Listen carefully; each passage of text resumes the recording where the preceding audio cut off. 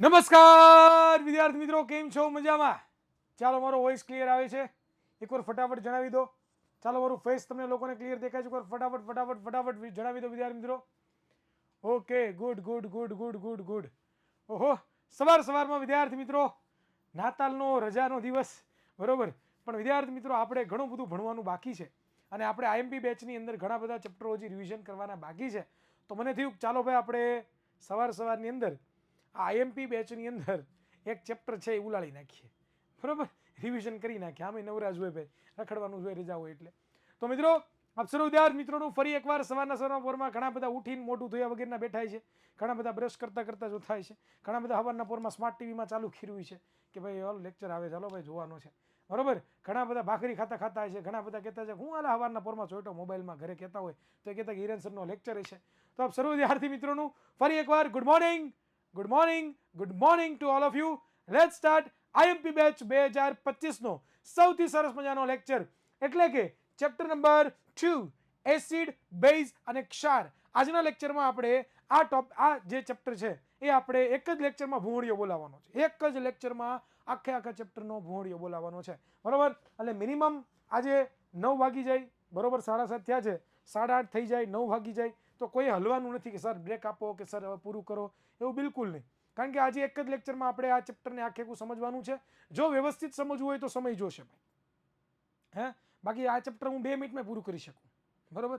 Acid base ક્ષાર પૂરું થઈ ગયું, બરોબર. હા, એટલે ખાસ વ્યવસ્થિત સમજવું હોય તો થોડોક સમય જોશે, બરોબર. એટલે ખાસ વિદ્યાર્થીઓ છે, રિવિઝન કરીએ છીએ તો વ્યવસ્થિત રિવિઝન કરાય. અને તમે જે પૈસા ભર્યા છે એ વ્યવસ્થિત રિવિઝન કરવાના જ ભર્યા છે ને, કાંઈ એમને તો ભર્યા નહીં ટાઈમ પાસ કરવા માટે. એટલે ખાસ વિદ્યાર્થી મિત્રો છે એ 7:30 થી 8:30, 8:30 થી 9:30 ગમે એટલા થાય, આ ચેપ્ટર પૂરું થાય ત્યારે હું શ્વાસને લઈશ, બરોબર. તો મિત્રો ચાલો શરૂઆત કરી દઈએ આજના ચેપ્ટરની. એસિડ, બેઝ અને ક્ષાર ફૂલ રિવિઝન છે આજે આપણા લેક્ચરમાં કરવાના છીએ. 2 મિનિટના ટોપિકમાં ફૂલ રિવિઝન, 2 મિનિટનું રિવિઝન હોય નહીં, બરોબર. એટલે આખું જ ભણવાનું છે. શરૂઆત કરી દઈએ without wasting of time. Acid અને બેઝ વચ્ચેના તફાવતથી શરૂઆત કરવાની છે. સર્વપ્રથમ શરૂઆત ક્યાંથી કરવાની છે? એસિડ અને બેઝ છે એમના તફાવતથી. તમને બધાને ખબર છે કે કોઈ પણ એસિડ હોય એ શું હોય, તો કે એસિડ છે એ સ્વાદે પોતે ખાટા હોય છે. આ વસ્તુ આપણા મગજની અંદર એકદમ ક્લિયર છે. ત્યાર પછી આપણે ભણ્યા હતા કે ભાઈ તે સ્પર્શે દાહક અનુભવતા હોય છે. દાહકતા અનુભવે એનો મતલબ શું થાય કે ભાઈ તમે એને સ્પર્શ કરો તો તમને બળતરા થાય, બરોબર. અથવા તો એ તમારો સ્પર્શ કરે તો તમને બળતરા થાય. તો વિદ્યાર્થી મિત્રો, આને કહેવાય દાહક અનુભવ. ત્યાર પછી આપણે ભણ્યા હતા કે તે ભૂરા લિટમસ પત્રને લાલ બનાવવાનું કામ કરે. આ વસ્તુ પણ આપણા મગજમાં એકદમ ક્લિયર છે કે ભાઈ ભૂરું લિટમસ પત્ર હોય એને પોતે શું કરે છે તો કે લાલ બનાવવાનું કામ કરે છે. ત્યાર પછી તે ધાતુ સાથે પ્રક્રિયા કરીને H2 વાયુ ઉત્પન્ન કરે. ધાતુ સાથે રાસાયણિક પ્રક્રિયા કરે અને રાસાયણિક પ્રક્રિયા કરીને પોતે શું કરે છે? હાઇડ્રોજન વાયુ પોતે મુક્ત કરતો હોય છે. આ બધી વસ્તુ રિવિઝન કરવાની છે, બરોબર. પછી વાત કરીએ બેઝની. તો બેઝનો પહેલો ગુણધર્મ છે તે સ્વાદે કેવા હોય છે? તુરા. એ તો આપણને ખબર જ છે બધાને કે સ્વાદે હંમેશા માટે બેઝ કેવા હોય છે? તુરા આપણને જોવા મળતા હોય છે. બીજો મુદ્દો કે તે સ્પર્શે ચીકણા હોય. તમે અડો તમને ચીકણું લાગે, બરોબર, એવા ચીકણા હોય છે. ત્રીજું, તે લાલ લિટમસ પત્રને ભૂરું બનાવે. આ ખાસ યાદ રાખજો.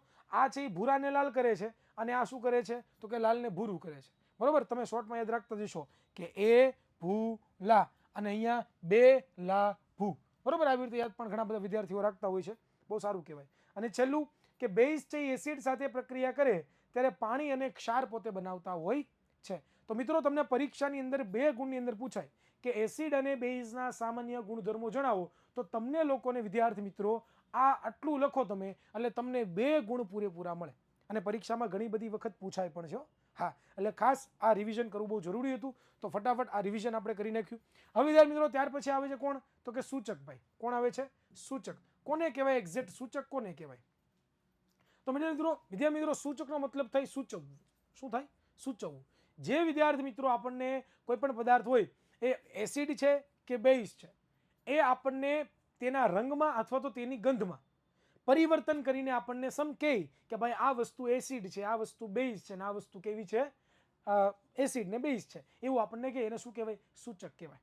તો આવા થોડાક પદાર્થો છે કે જે પોતે પોતાના રંગમાં પરિવર્તન કરે છે, જે પોતે પોતાના જે છે એ ગંધમાં પરિવર્તન કરે છે અને રંગમાં અને ગંધમાં પરિવર્તન કરીને આપણને જણાવે છે કે કયો પદાર્થ એસિડ છે, કયો પદાર્થ બેઝ છે, બરોબર. એની માહિતી આપે છે. હવે વાત કરીએ તો સૂચક ટોટલ 3 પ્રકારના છે. અમુક કુદરતી સૂચકો છે, અમુક છે એ કૃત્રિમ સૂચકો છે અને અમુક ધ્રાણેન્દ્રિય સૂચકો છે. હવે કૃત્રિમ સૂચકો, કુદરતી સૂચકો કોને કહેવાય? કે ભાઈ એવા સૂચકો કે જે આપણને કુદરતમાંથી મળી આવે છે. હમણાં એના ઉદાહરણો આપણે જોઈએ. ત્યાર પછી કૃત્રિમ સૂચકો કોને કહેવાય? કૃત્રિમ સૂચકો કે ભાઈ એવા સૂચકો કે જે આપણે મનુષ્ય પોતે બનાવતા હોઈએ છીએ, બરોબર. અને ત્યાર પછી આવે છે ધ્રાણેન્દ્રિય સૂચકો, બરોબર. તો ધ્રાણેન્દ્રિય સૂચકો કોને કહેવાય? એવા સૂચકો કે જે પોતે પોતાની વાસમાં, પોતે પોતાની ગંધમાં શું કરે? પરિવર્તન કરે. અને આને શું કહેવામાં આવે છે? ધ્રાણેન્દ્રિય સૂચકો આપણે કહેતા હોઈએ છીએ. તો ચાલો એમના ઉદાહરણો આપણે જોઈએ. તો કુદરતી સૂચકના ટોટલ એટલા ઉદાહરણો છે. આ કુદરતી સૂચકના ઉદાહરણો છે: લિટમસ પેપર, હળદર, હાઇડ્રાન્જિયા, લાલ કોબીજના પાન, જેરાન્જિયાની રંગીન પાંખડીઓ. અને એવી જ રીતે વિદ્યાર્થી મિત્રો કૃત્રિમ સૂચકની જો વાત કરીએ તો બે, મિથાઇલ ઓરેન્જ અને બીજું ફિનોક્સેનિલ. ત્યાર પછી વાત કરીએ ધ્રાણેન્દ્રિય સૂચકોની, તો ધ્રાણેન્દ્રિય સૂચકોની જો વાત કરીએ તો ટોટલ આ 3 છે: વેનિલા આર્ક, ડુંગળી અને લવિંગ. આટલી વસ્તુ તમારે યાદ રાખવાની છે. ચાલો હવે નેક્સ્ટ વિદ્યાર્થી મિત્રો આપણે શરૂઆત કરવાની ક્યાંથી? 2.1 થી એસિડ અને બેઝના રાસાયણિક ગુણધર્મોની સમજ. આમાંથી ઘણી બધી વખત પરીક્ષામાં સવાલો પૂછાય છે, બરોબર. આપણે ધાર્યું ન હોય ત્યારે અણધાર્યા સવાલો પૂછાય છે, તો પછી આપણને પ્રોબ્લેમ ન આવે. અને એટલા માટે આ ટોપિક સમજવો બહુ જ જરૂરી છે. બહુ સહેલો છે. થોડા ઘણા સમીકરણો આવશે એટલે તમને એવું થશે કે મને સમીકરણ યાદ નથી રહેતા, મને સમીકરણ યાદ નથી રહેતા, એવું થાય. પણ સમીકરણો યાદ રાખવાની એક જ સર્વશ્રેષ્ઠ ટ્રીક છે દીકરાઓ. અને એ ટ્રીકનું નામ શું તમને ખબર છે? બને એટલા સમીકરણો લખો. બને એટલા સમીકરણો લખો ભાઈ, જેટલા તમારાથી બને એટલી વખત. 20 વાર, 10 વાર, 25 વાર, 60 વાર, 100 વાર, તો તમને યાદ રહેશે, બરોબર. એટલે તો જ તમને ભાઈ સમીકરણો મને ભૂલાઈ જાય ભાઈ. હું માણસ છું, મને ભૂલાઈ જાય. હું જો 1 વર્ષ ભણવાનું બંધ કરી દઉં, ભણાવવાનું બંધ કરી દઉં ને, તો મને એ સમીકરણો ભૂલાઈ જાય ભાઈ, બરોબર. મને સમીકરણો, મને ભણાવવાનું જ ભૂલાઈ જાય. એટલે રિવિઝન છે ને બહુ ઇમ્પોર્ટન્ટ છે. એટલે હંમેશા માટે વિજ્ઞાન જ્યારે પણ તમે તૈયાર કરો છો, વિજ્ઞાનનો કોઈ પણ પ્રશ્ન તૈયાર કરો છો, વિજ્ઞાનનો કોઈ પણ સવાલ તૈયાર કરો છો, તો એમને ખાલી વાંચીને આવડી ગયું ન કરતા.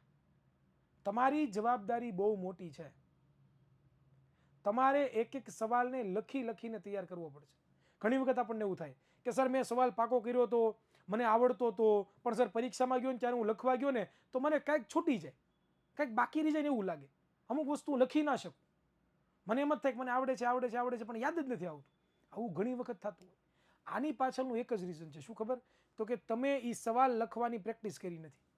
તમને કોઈ પણને, ધારો કે ઉદાહરણ તરીકે આપણે એક સવાલ લઈએ કે ભાઈ નિવસન તંત્ર એટલે શું અને તેના ઘટકો વિશે સમજાવો. આવો સવાલ પૂછે. હવે તમને અત્યારે આવડે જ છે બધાને કે ભાઈ નિવસન તંત્ર આને કહેવાય, આમ કહેવાય, ઢીકડી પૂછડી કહેવાય, આ બધું ખબર છે. તમને ખબર જ હોય, તમને આવડતું જ હોય. પણ પ્રશ્ન ક્યાં આવે? જ્યારે લખવા બેસીએ ને ત્યારે કંઈક ભૂલાઈ જાય. અમુક વાક્ય ભૂલાઈ જાય, અમુક લીટી ભૂલાઈ જાય, અથવા તો યાદ ન આવે કે અરે યાર યાદ આવી જાય હું હતું, બરોબર. આવું આપણને ઘણી વખત થાય. પણ મિત્રો હંમેશા યાદ રાખવાનું કે જો તમારે કોઈ પણ સવાલ પરફેક્ટ એક્ઝામમાં લખવો છે તો એ સવાલ તમે ઘરે મિનિમમ 3 થી 4 વખત લખેલો હોવો જોઈએ મોઢે. ત્યારે તમને ફાવટ ક્યાં આવે? બોર્ડ પરીક્ષામાં આવે. અને એટલા માટે જ તમારી સ્કૂલની અંદર ઘણી જગ્યાએ રાઉન્ડ પેપર ચાલતા હશે, બરોબર. ઘણી બધી જગ્યાએ છે એ ઘણું બધું અલગ અલગ ટેસ્ટો લેતા હશે. તો શું કામ ટેસ્ટ લે છે? આના માટે જ લે છે કે તમે એકને એક સવાલ 2-3 વખત તમારા નજરમાં આવે ને, મોઢે લખો, તમને ખબર પડે કે આવો સવાલ પૂછાય તો એમાં આ જવાબ આવે, આવો સવાલ પૂછાય તો એમાં આ જવાબ આવે, બરોબર. એટલે ખાસ આ યાદ રાખજો. તમને ટ્રીક આપું છું કે કોઈ પણ વસ્તુ શીખવી હોય શું કરવાનું? રિવિઝન કરવાનું. ચાલો તો મિત્રો આપણે આગળ વધીએ. તો પહેલો એમાં આપણે લોકોએ ગુણધર્મ જોવાનો છે કે ભાઈ એસિડ અને બેઝ ધાતુઓ સાથે કેવી રીતે પ્રક્રિયા કરે છે, બરોબર. એ એસિડનો જે આ છે, એસિડ અને બેઝના રાસાયણિક ગુણધર્મ છે, એમાં પહેલો ગુણધર્મ કયો? કે ભાઈ એસિડ અને બેઝ છે ધાતુઓ સાથે કેવી રીતે પ્રક્રિયા કરે છે. એના માટે તમને એક સરસ મજાની પ્રવૃત્તિ આપી છે. અને આ પ્રવૃત્તિ બહુ મોસ્ટ આઈએમપી છે. આ પ્રવૃત્તિ પરીક્ષામાં ઘણી વખત 4 ગુણની અંદર પૂછાઈ જાય છે. એટલે આ પ્રવૃત્તિ દીકરાઓ કેવી છે? મોસ્ટ આઈએમપી પ્રવૃત્તિ હું આને ગણું છું, બરોબર. 4 ગુણની અંદર પૂછાતી પ્રવૃત્તિ છે. અને આ પ્રવૃત્તિ શું છે? તો કે દાણાદાર ઝિંક જે છે, શું છે દીકરાઓ? શું છે દીકરાઓ? દાણાદાર જે ઝિંક છે, આ દાણાદાર ઝિંકની પ્રક્રિયા તમારે એસિડ સાથે કરવાની છે, બરોબર. અને એસિડ સાથે કરીને તમને શું મળે છે? નિપજમાં તમને લોકોને શું મળે છે એ તમારે જાણવાનું છે. તો ચાલો મિત્રો આપણે સીધા પ્રવૃત્તિ ઉપર જ આવીએ. થિયરી વાંચવામાં સમય નહીં બગાડું, ડાયરેક્ટ હું તમને લોકોને સમજાવીશ. પ્રવૃત્તિ વાંચવામાં સમય નહીં બગાડું, ડાયરેક્ટ તમને પ્રવૃત્તિ જ સમજાવીશ, જે જરૂરી વિષયમાં વધારે સમજાવીશ. જો ભાઈ, એક સ્ટેન્ડ લેવાનું તમારે લોકોએ, એ સ્ટેન્ડની સાથે તમારે કસ્તળી જોડી દેવાની છે. એ કસ્તળી છે એની અંદર તમારે લોકોએ મંદ સલ્ફ્યુરિક એસિડ, કયું એસિડ લેવાનું છે? મંદ સલ્ફ્યુરિક એસિડ, બરોબર. અને ત્યાર પછી એની અંદર દાણાદાર ઝીંક નાખી દેવાના. દાણાદાર ઝીંક નાખશો, મંદ સલ્ફ્યુરિક એસિડ નાખશો, એ બંને વચ્ચે રાસાયણિક પ્રક્રિયા થશે. ઉપર એક બૂચ ફિટ કરી દેવાનું, અને બૂચની અંદરથી વિદ્યાર્થી મિત્રો એક કાચની નળી તમે જે જોઈ રહ્યા છો, એ કાચની નળીને કહેવામાં આવે છે વિમોચન નળી. એ વિમોચન નળી ફિટ કરી દેવાની. અને પછી અહીંયા જે તમે જુઓ છો શું છે, તો કે પાત્ર છે.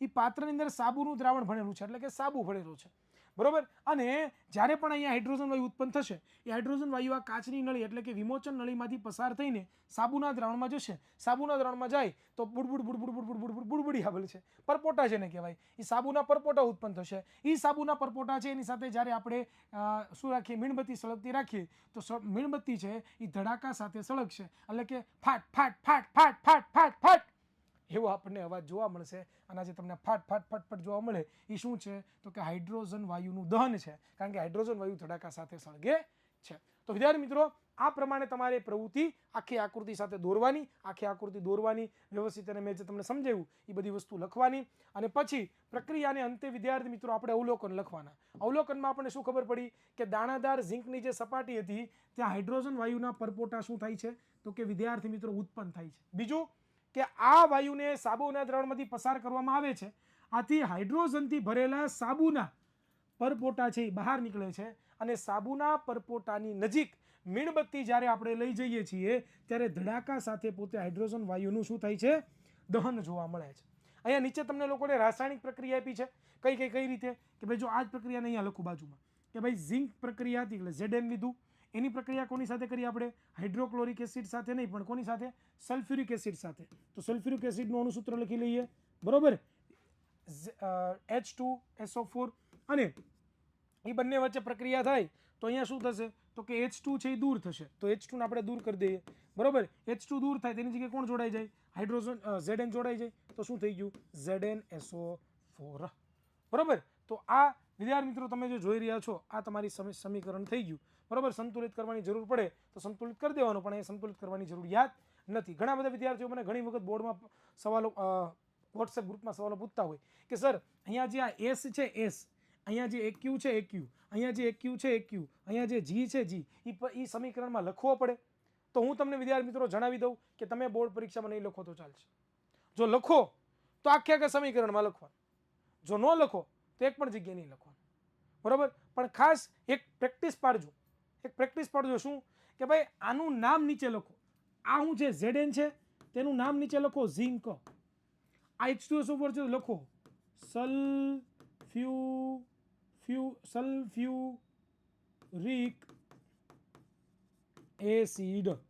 આને કહેવાય ઝિંક સલ્ફેટ, તો લખો ઝિંક સલ્ફેટ. આનું નામ હાઇડ્રોજન છે, લખો હાઇડ્રોજન. આવું પ્રેક્ટિસ કરજો, બને એટલું લખજો. શું કામ? કે જેનાથી એક તો એક્ઝામિનરની નજર આવા નાની બાબતો પર જશે. બીજું આ તમે લખ્યું છે ને તો તમને પૂરેપૂરા માર્ક્સ મળશે, બરોબર. ક્લિયર? તો વધારે તમને સારું રહેશે, માર્ક્સ તમને સારા મળશે, ઇમ્પ્રેશન તમારી સારી પડશે, એક્ઝામિનર તમને સારા માર્ક્સ આપશે. એટલા માટે ચાલો, તો નિર્ણય ઉપરથી આપણને શું ખબર પડી દીકરાઓ? તો કે નિર્ણય પરથી ખબર પડે છે કે કોઈ પણ એસિડની જ્યારે કોઈ પણ ધાતુ સાથે પ્રક્રિયા કરાવીએ છીએ ત્યારે આપણને વિદ્યાર્થી મિત્રો ક્ષાર અને હાઇડ્રોજન વાયુ પોતે મુક્ત થાય છે. પરંતુ એક અહીંયા એસિડ એવો છે જેનું નામ છે HNO3. શું નામ છે? HNO3. આ HNO3 જે છે એને નાઇટ્રિક એસિડ કહેવાય. આ નાઇટ્રિક એસિડ હાઇડ્રોજન વાયુ પોતે મુક્ત કરતો નથી. શું કામ મુક્ત નથી કરતો? એની પાછળનું રીઝન છે વિદ્યાર્થી મિત્રો કે ભાઈ HNO3 છે પ્રબળ ઓક્સિડેશન કરતા છે. કેવો છે દીકરાઓ? પ્રબળ ઓક્સિડેશન કરતા છે. આથી તે પ્રક્રિયા દરમિયાન ઉત્પન્ન થતા H2 નું ઓક્સિડેશન કરી પાણી બનાવે છે અને પોતે પણ નાઇટ્રોજન ઓક્સાઇડમાં રિડક્શન પામે છે. એટલા માટે વિદ્યાર્થી મિત્રો એ HNO3 હાઇડ્રોજન વાયુ મુક્ત કરતો નથી. આ વસ્તુ ખાસ યાદ રાખજો, પરીક્ષામાં પૂછાઈ શકે.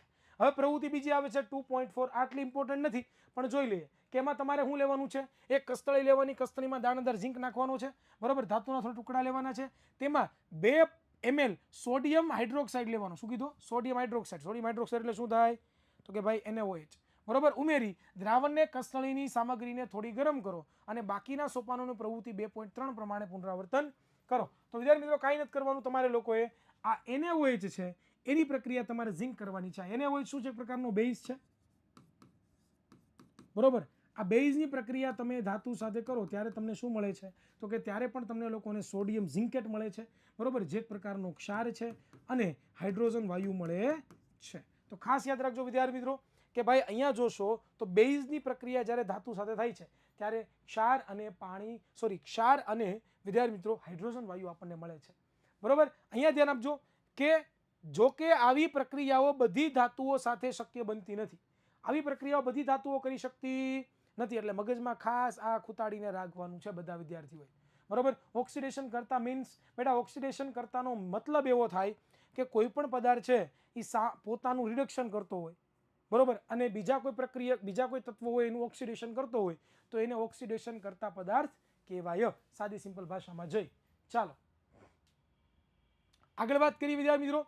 તો આગળ છે એ શું છે? આગળ છે શું છે?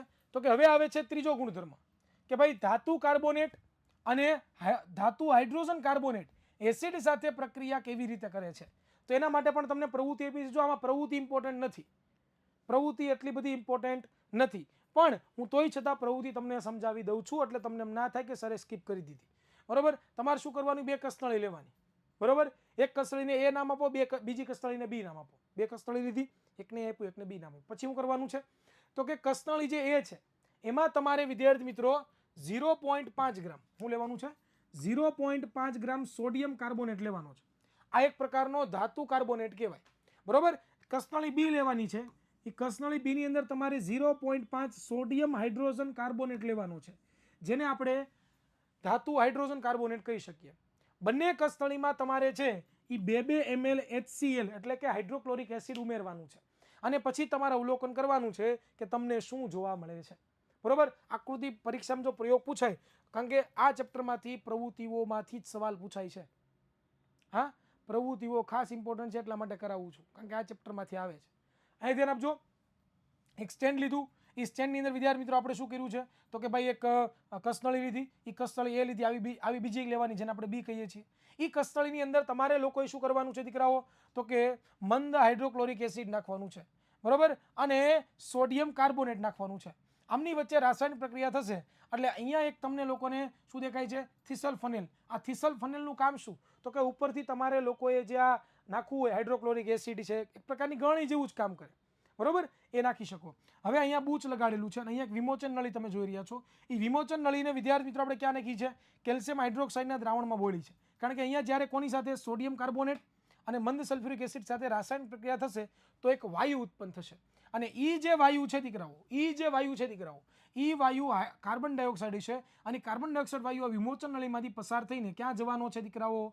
તો કે કેલ્શિયમ હાઇડ્રોક્સાઇડ દ્રાવણની અંદર જવાનો છે, અને આપણને ખબર પડશે કે ઓકે આ શું છે દીકરાઓ? તો કે કાર્બન ડાયોક્સાઇડ વાયુ છે. ચાલો તો મિત્રો અવલોકન જોઈએ તો આપણને અવલોકનમાં ખબર પડે છે. શું ખબર પડે છે? તો કે વિદ્યાર્થી મિત્રો તમે સોડિયમ કાર્બોનેટ લો અને સોડિયમ હાઇડ્રોજન કાર્બોનેટ લો, એની જ્યારે તમે મંદ હાઇડ્રોક્લોરિક એસિડ સાથે તમે શું કરો છો દીકરાઓ? તો કે પ્રક્રિયા કરો છો તો તમને લોકોને શું મળે છે? સોડિયમ ક્લોરાઇડનું જલીય દ્રાવણ મળે છે, કાર્બન ડાયોક્સાઇડ વાયુ ઉત્પન્ન થાય છે. આ 2 વસ્તુ તમને મળે બરોબર. તો સાદી અને સિમ્પલ ભાષામાં જો આપણે વાત કરીએ તો વિદ્યાર્થી મિત્રો આને કહેવામાં આવે છે સોડિયમ કાર્બોનેટ, આને કહેવામાં આવે છે સોડિયમ હાઇડ્રોજન કાર્બોનેટ. એની પ્રક્રિયા આપણે HCl સાથે કરાવીએ તો બંનેમાં એક તો HCl પાણી અને કાર્બન ડાયોક્સાઇડ, HCl પાણી અને કાર્બન ડાયોક્સાઇડ પોતે મુક્ત થાય છે. આ ખાસ યાદ રાખવાનું છે. સમીકરણો પણ યાદ રાખવાના છે બરોબર. હવે જુઓ તમે લોકો કે પ્રક્રિયા દરમિયાન ઉત્પન્ન થતા CO2 વાયુનું ચકાસણી, કે ભાઈ પ્રક્રિયા થાય છે ત્યારે આપણે હમણાં શીખ્યા કે ભાઈ કાર્બન ડાયોક્સાઇડ ઉત્પન્ન થાય છે, તો ખબર કેમ પડે ભાઈ કે કાર્બન ડાયોક્સાઇડ ઉત્પન્ન થાય છે? તો વિદ્યાર્થી મિત્રો અહીંયા સમજવા જેવી બાબત એ છે બરોબર. સર પ્રક્રિયામાં મંદ એસિડ લેવું જરૂરી છે? મંદ લ્યો તો વધારે સારું, સ્ટ્રોંગ લેશો તો પ્રક્રિયા વધારે પડતી સ્ટ્રોંગ થશે, જેનાથી આપણને બળવાર દાજવાની સંભાવના વધી જાય. મંદ લ્યો તો સારું બરોબર. ચાલો સર મેં કંઈ જ નથી કર્યું તો હું IMP બેચમાંથી તૈયારી કેવી રીતે કરું? IMP બેચના લેક્ચરો જુઓ ભાઈ, એમાં સરે જે ટોપિક ભણાવ્યા બધા ટોપિક તૈયાર કરો અને પછી સવાલો આપણા પેપર સેટ છે આપણા પેપર સેટ જે વિદ્યાર્થીઓ નથી મંગવાય મગવી લે, આ પેપર સેટ મંગવી લ્યો, બરોબર. એનું સોલ્યુશન પણ છે, આ બુક સોલ્યુશનની છે. આ પેપર સેટને સોલ્યુશન મંગવી લો, આના સવાલો તૈયાર કરો, કામ થઈ ગયું તમારું તમામ. બીજું તમારે કાંઈ કરવાની જરૂરિયાત નથી, બરોબર. ચાલો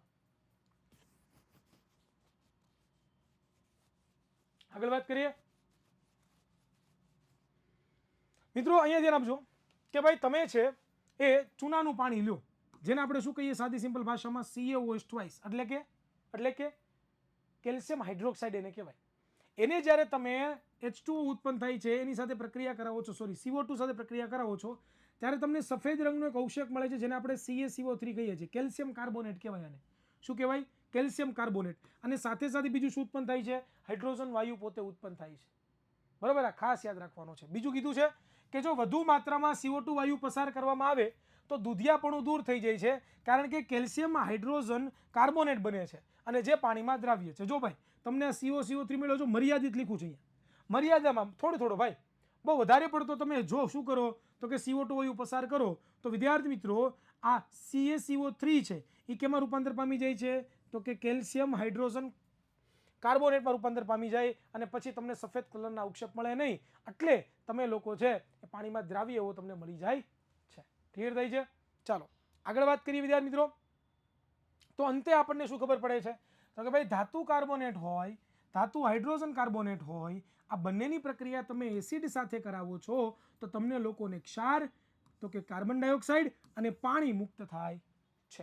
બીજી વાત કરીએ અહીંયા લોકોએ કે ચૂનાનો પથ્થર હોય, ચાક હોય અને આરસ પાણ એ કેલ્શિયમ કાર્બોનેટના વિવિધ રૂપો છે.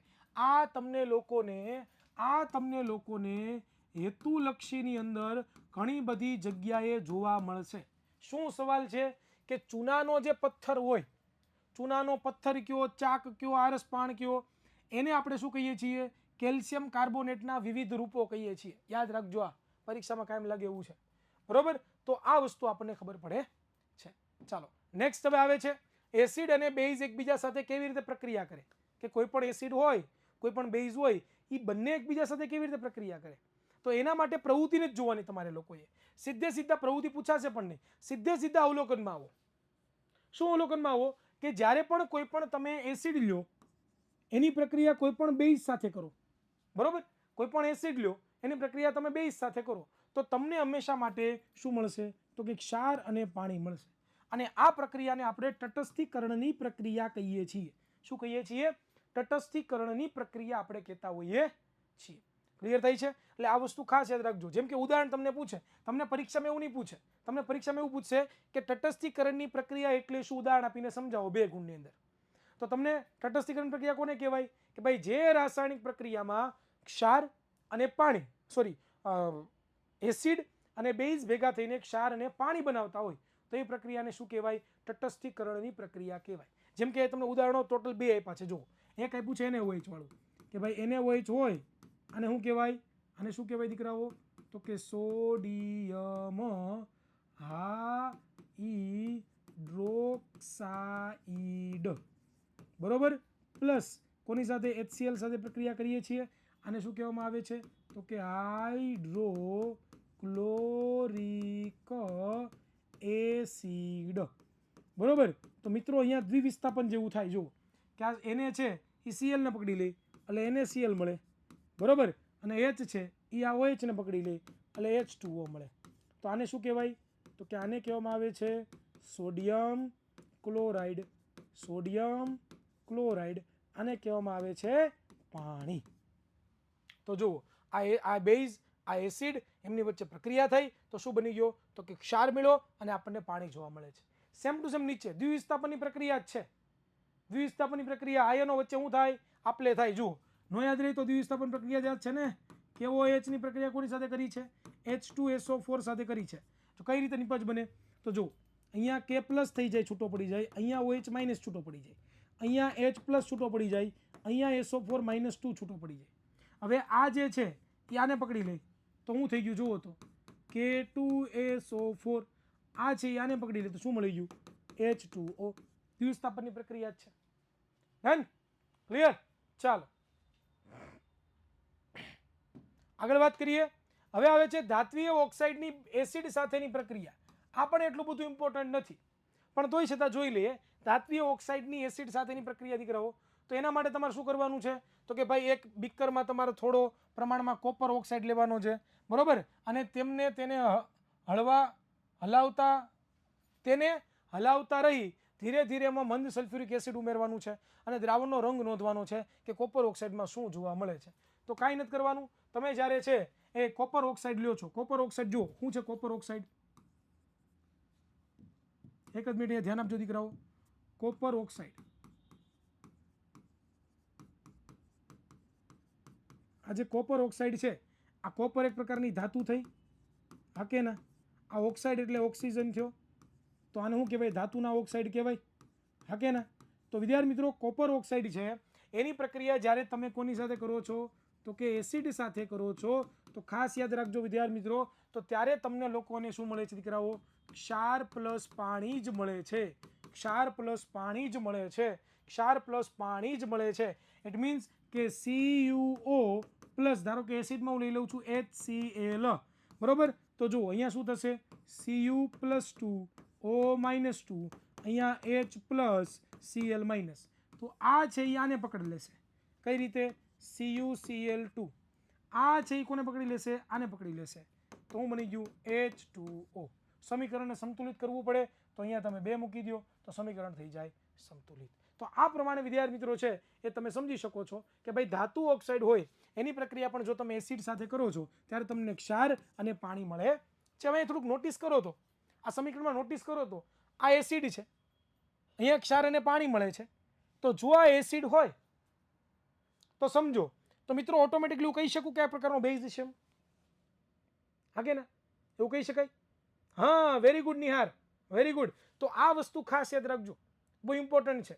તો વિદ્યાર્થી મિત્રો આ ધાતુના ઓક્સાઇડ કેવા થયા? બેઝિક ઓક્સાઇડ થયા એમ કહેવાય.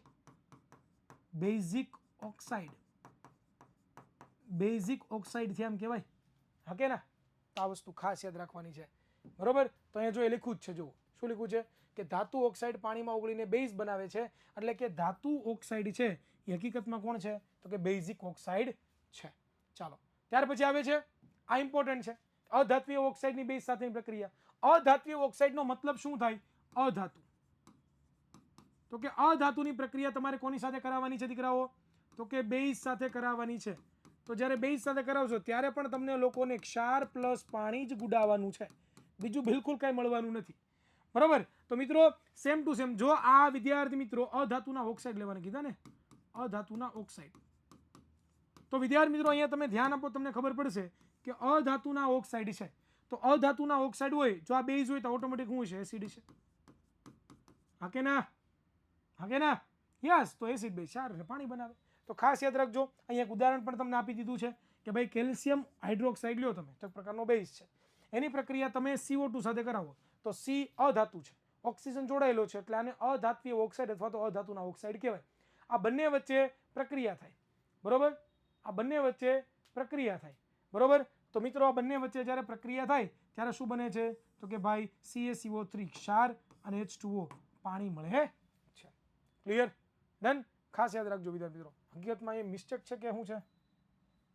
આ બેઝ આવશે ને, આ બેઝ છે તો ઓટોમેટિક આ એસિડ થઈ જાય ને, આ બરોબર છે. આ બેઝ હોય તો ઓટોમેટિક આ એસિડ જ થઈ જાય, બરોબર જ છે બેટા, આમાં કાંઈ શંકાને સ્થાન નથી ભાઈ. તો જ ક્ષાર અને પાણી મળતો હોય. એસિડિક સ્વભાવ છે. CO2 એટલે હર હર હર હર. હે માં, હે માતાજી, એક છોકરે પ્રશ્ન પૂછ્યો કે CO2 એટલે શું? ઓહો,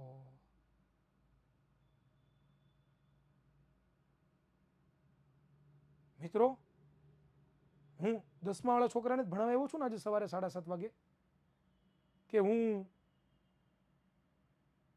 5મા વાળા છોકરાને ભણાવું છું, સોરી બીજા વાળા છોકરાને ભણાવું છું. 10મા ધોરણનો ક્લાસ છે ને, 2025માં બોર્ડની પરીક્ષા આપવાના એ વિદ્યાર્થીઓ છે ને બધા અહીંયા.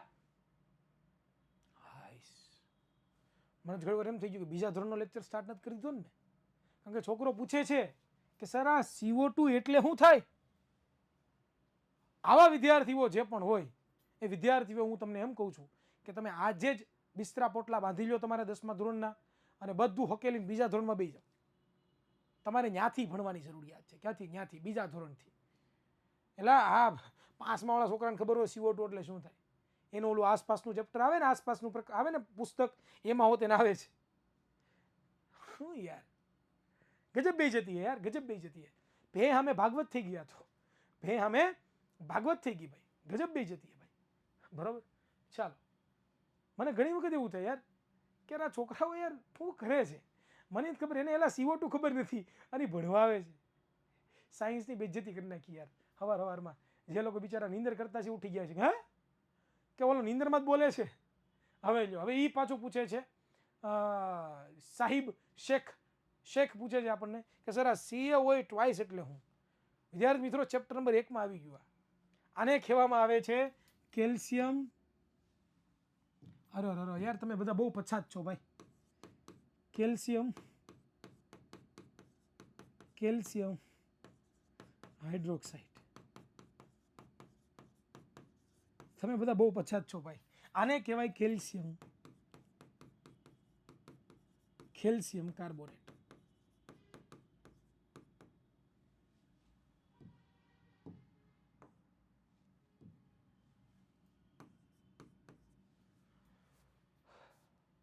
કાંઈ વાંધો નહીં, થાય એવું થાય.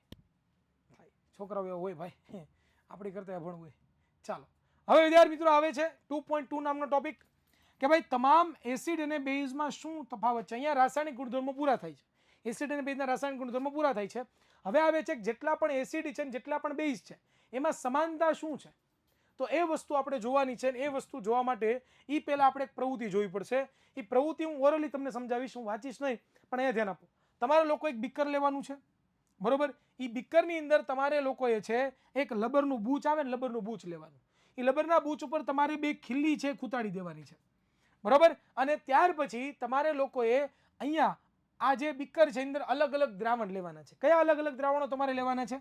તો કે પહેલાં તમારે લોકોએ ગ્લુકોઝ લેવાનું, ગ્લુકોઝનું દ્રાવણ લેવાનું, પછી તમારે આલ્કોહોલનું દ્રાવણ લેવાનું, પછી તમારે લોકોએ હાઇડ્રોક્લોરિક એસિડનું દ્રાવણ લેવાનું, પછી તમારે સલ્ફ્યુરિક એસિડનું દ્રાવણ લેવાનું, બરોબર. 1 બાય 1 લેવાનું.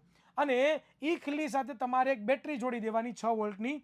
એ 6 વોલ્ટની બેટરી સાથે એક વિદ્યુત બલ્બ તમારે જોડી દેવાનો, અને વિદ્યુત બલ્બ સાથે એક સ્વિચ જોડી દેવાની, અને સ્વિચનો છેલ્લો છેડો છે એ આ બૂચ ઉપર લગાડેલી જે બીજી ખીલ્લી છે એની સાથે જોડી દેવાનું. હવે વિદ્યાર્થી મિત્રો, એ ધ્યાન આપવાનું છે કે તમારે લોકોએ શું કરવાનું છે, તો કે સાદું સિમ્પલ વિદ્યાર્થી મિત્રો, બીકરની અંદર સર્વપ્રથમ તમારે છે એ ઉદાહરણ તરીકે આપણે સમજીએ તો બીકરની અંદર આપણે લોકોએ સર્વપ્રથમ ગ્લુકોઝ નાખીએ. શું નાખીએ?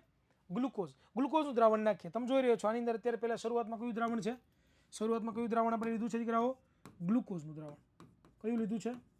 ગ્લુકોઝનું દ્રાવણ. શરૂઆતમાં આપણે લોકોએ ગ્લુકોઝનું દ્રાવણ લીધું છે. હવે અહીંયા ધ્યાન આપજો, આ ગ્લુકોઝનું જે દ્રાવણ મેં નાખ્યું, બરોબર, અને પછી જ્યારે હું સ્વિચ શું કરું, ચાલુ કરું, તો સ્વિચ ચાલુ કરીશ તો વિદ્યાર્થી મિત્રો આની અંદરથી, આ તારની અંદરથી વિદ્યુત પ્રવાહ પસાર થશે નહીં, એટલે કે બલ્બ છે એ પોતે પ્રકાશિત થવાનો નથી. હવે આ જે ગ્લુકોઝનું દ્રાવણ છે એને હું બહાર કાઢી લઈશ. ગ્લુકોઝના દ્રાવણ મેં શું કરી લીધું? બહાર કાઢી લીધો. હવે હું કયું દ્રાવણ લઈશ? તો કે હવે હું લઈશ આલ્કોહોલનું દ્રાવણ. હવે હું શું લઈશ? આલ્કોહોલનું દ્રાવણ. આલ્કોહોલનું દ્રાવણ લીધું મેં, દ્રાવણ લીધું, અને આલ્કોહોલના દ્રાવણ નાખ્યા પછી સ્વિચ જેવી મેં ચાલુ કરી તો પણ વિદ્યાર્થી મિત્રો બલ્બ પ્રકાશિત થતો નથી, એટલે કે બેટરીમાંથી વિદ્યુત પ્રવાહ પસાર થતો નથી. ચાલો, ઓકે, ડન. ચાલો, ત્યાર પછી વિદ્યાર્થી મિત્રો અહીંયા જોજો, ધ્યાન આપજો, અહીંયા ધ્યાન આપજો. હવે હું લઉં છું તો કે હાઇડ્રોક્લોરિક એસિડ. શું લઉં છું?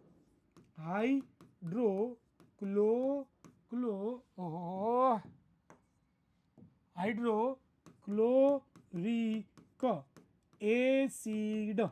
આ હું લઉં છું, એનું દ્રાવણ લઉં છું, બરોબર. અને નાખું છું, સ્વિચ ચાલુ કરું છું તો બલ્બ છે એ દીકરા મને પ્રકાશિત થતો દેખાય છે, બરોબર. એવી જ રીતે સિમિલર સલ્ફ્યુરિક એસિડ લઉં તો સલ્ફ્યુરિક એસિડ નાખું છું તો પણ બલ્બ પ્રકાશિત થતો દેખાય છે. આની પાછળનું રીઝન આપણે લોકોએ જાણવાનું છે.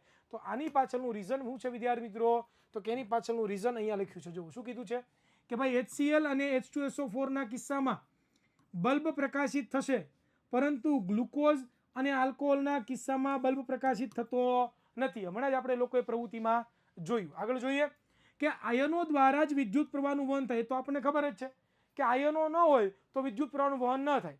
ધન આયન અને ઋણ આયન જો દ્રાવણમાં હોય તો દ્રાવણમાંથી વિદ્યુત પ્રવાહનું વહન થાય. તો અહીંયા ધ્યાન આપવાનું છે કે ભાઈ ગ્લુકોઝ અને જે આલ્કોહોલ હતા એમાં વિદ્યુત પ્રવાહનું વહન નહોતું ભાઈ. ઇટ મીન્સ કે ગ્લુકોઝ અને આલ્કોહોલ છે એ આયનો ઉત્પન્ન કરતા હશે નહીં. એટલા માટે ત્યાં કાંઈ પણ પ્રકારની ઉર્જા, કાંઈ પણ પ્રકારનો આપણને બલ્બ પ્રકાશિત થતો જોવા મળ્યો નહીં. તેના દ્રાવણમાં વિદ્યુત પ્રવાહનું વહન થતું નથી. બરોબર. જ્યારે એસિડની વાત કરીએ, આપણે હાઇડ્રોક્લોરિક એસિડ લીધું, સલ્ફ્યુરિક એસિડ લીધી, એ હાઇડ્રોક્લોરિક એસિડનું દ્રાવણમાં યાદ રાખજો કે ધનાયન તરીકે H+ હોય છે અને ઋણાયન તરીકે વિદ્યાર્થી મિત્રો Cl હોય છે, અને એટલા માટે જ વિદ્યુત પ્રવાહનું વહન થયું. સિમિલર તમે જોવા જાવ તો HNO3 નાઇટ્રિક એસિડ, એમાં પણ ધનાયન તરીકે H, બરોબર, અને ઋણાયન તરીકે NO3-. ત્યાર પછી તમે H2SO4 લ્યો, સલ્ફ્યુરિક એસિડ, એ પણ પ્રકારનો એસિડ છે. એનું પણ જ્યારે તમે દ્રાવણ બનાવો ત્યારે ધનાયન તરીકે H અને SO4- સ્વરૂપે આયન ઉત્પન્ન થાય છે. બરોબર, ક્લિયર થાય છે. ત્યાર પછી તમે CH3 સેલ્યુબલ OH લ્યો, એસિડિક એસિડ જેને કહેવાય, એમાં પણ CH3 સેલ્યુબલ OH ઋણ આયન છે અને ધનાયન તરીકે કોણ છે? H+ આયન છે. ઇટ મીન્સ કે તમને આની ઉપરથી ખબર પડે છે કે H+ આયન જ એસિડના તેના એસિડિક ગુણધર્મ માટે જવાબદાર છે. તમે જેટલા પણ એસિડ જોશો, આ બધા એસિડની અંદર તમે જેટલા પણ એસિડ જોશો, આ બધા એસિડની અંદર તમે જેટલા પણ એસિડ જોશો, એક જ મિનિટ મિત્રો, એક જ મિનિટ દીકરાઓ.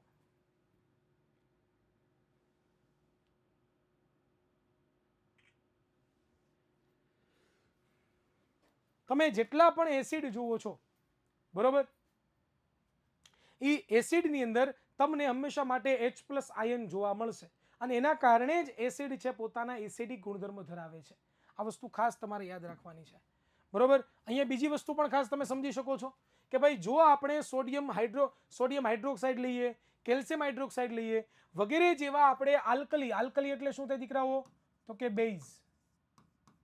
બેઝનો ઉપયોગ કરીએ તો પણ બલ્બ શું થાય છે? પ્રકાશિત થાય છે. ખાલી એસિડ નહીં વિદ્યાર્થી મિત્રો, તમે બેઝ લ્યો ને, બેઝ, અને એનું દ્રાવણ બનાવો અને એમાંથી વિદ્યુત પ્રવાહ પસાર કરો તો એમાંથી વિદ્યુત પ્રવાહ પસાર થાય છે. કારણ કે કોઈ પણ બેઝ હોય એની જ્યારે તમે પાણીમાં દ્રાવ્ય કરો, બરોબર, તો તમને લોકોને જેમ એસિડમાં કેમ તમને લોકોને H+ આયન જોવા મળતો હતો, એવી જ રીતે બેઝની અંદર તમને લોકોને કયો આયન જોવા મળશે? તો કે OH- આયન જોવા મળશે. આ ખાસ યાદ રાખજો.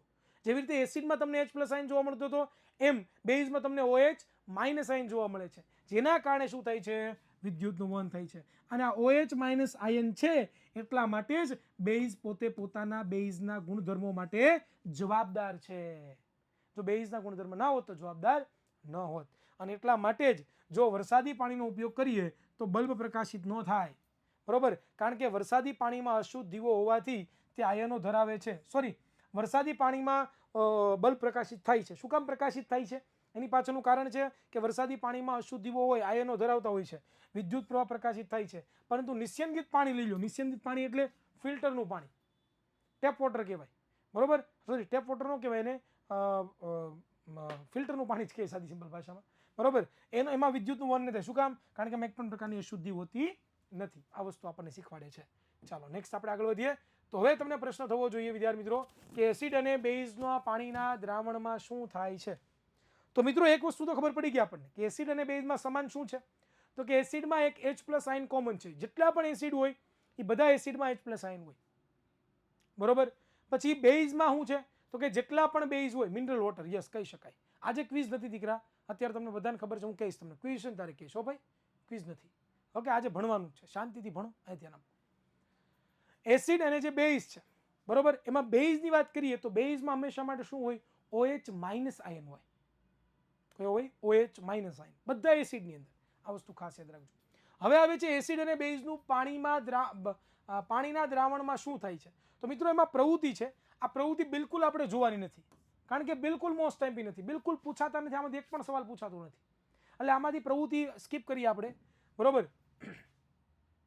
પણ સીધું આ વસ્તુ સમજવા જેવી છે.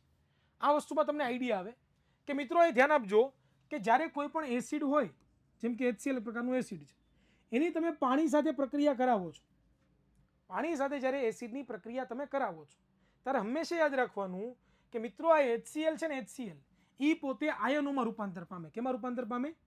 આ HClની પાણી સાથે જ્યારે તમે પ્રક્રિયા કરાવો છો ત્યારે વિદ્યાર્થી મિત્રો શું થાય છે તો કે HCl છે પોતે કેમાં રૂપાંતર પામે છે? આયનોમાં રૂપાંતરણ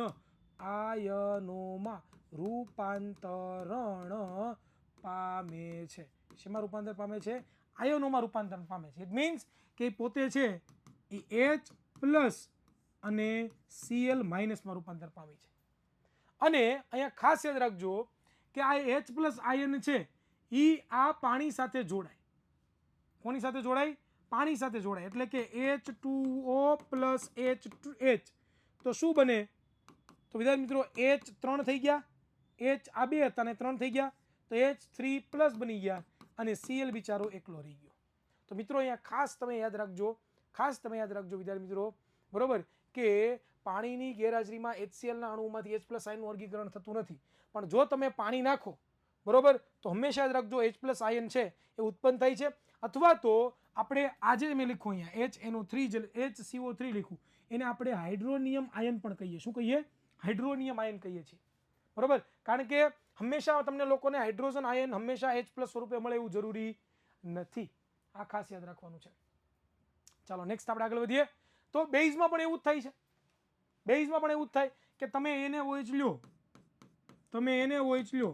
અને એની પ્રક્રિયા તમે H2O સાથે કરાવો, પાણી નાખો એની અંદર, તો અહીંયા Na પ્લસ અને OH માઇનસ આયનો ઉત્પન્ન થાય, બરોબર, પાણીમાં નાખો એટલા માટે. એટલે ખાસ યાદ રાખવાનું છે.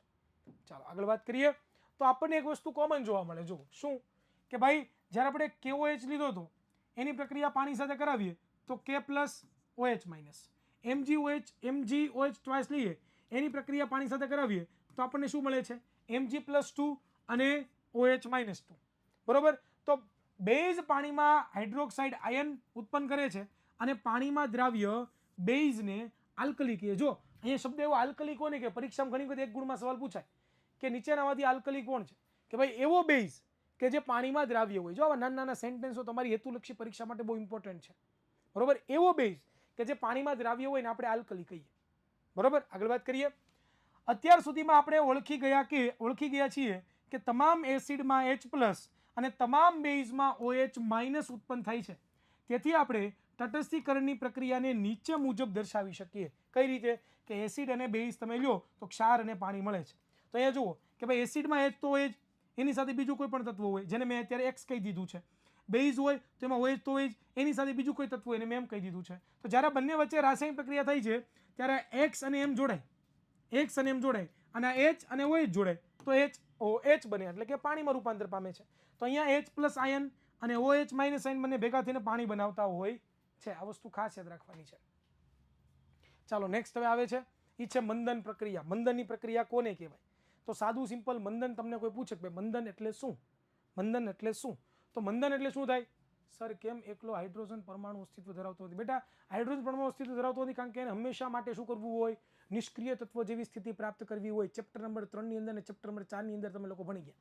કોઈ પણ તત્વ હોય ને નિષ્ક્રિય તત્વ જેવી સ્થિતિ પ્રાપ્ત કરવી હોય, અને કોઈ પણ તત્વને નિષ્ક્રિય તત્વ જેવી જ્યારે સ્થિતિ પ્રાપ્ત કરવી હોય તો એના માટે એને એકલું રહેવું ગમે નહીં. હાઇડ્રોજનમાં એક જ પરમાણુ છે ભાઈ, એક જ ઇલેક્ટ્રોન છે અને 2 ઇલેક્ટ્રોન કરવા છે.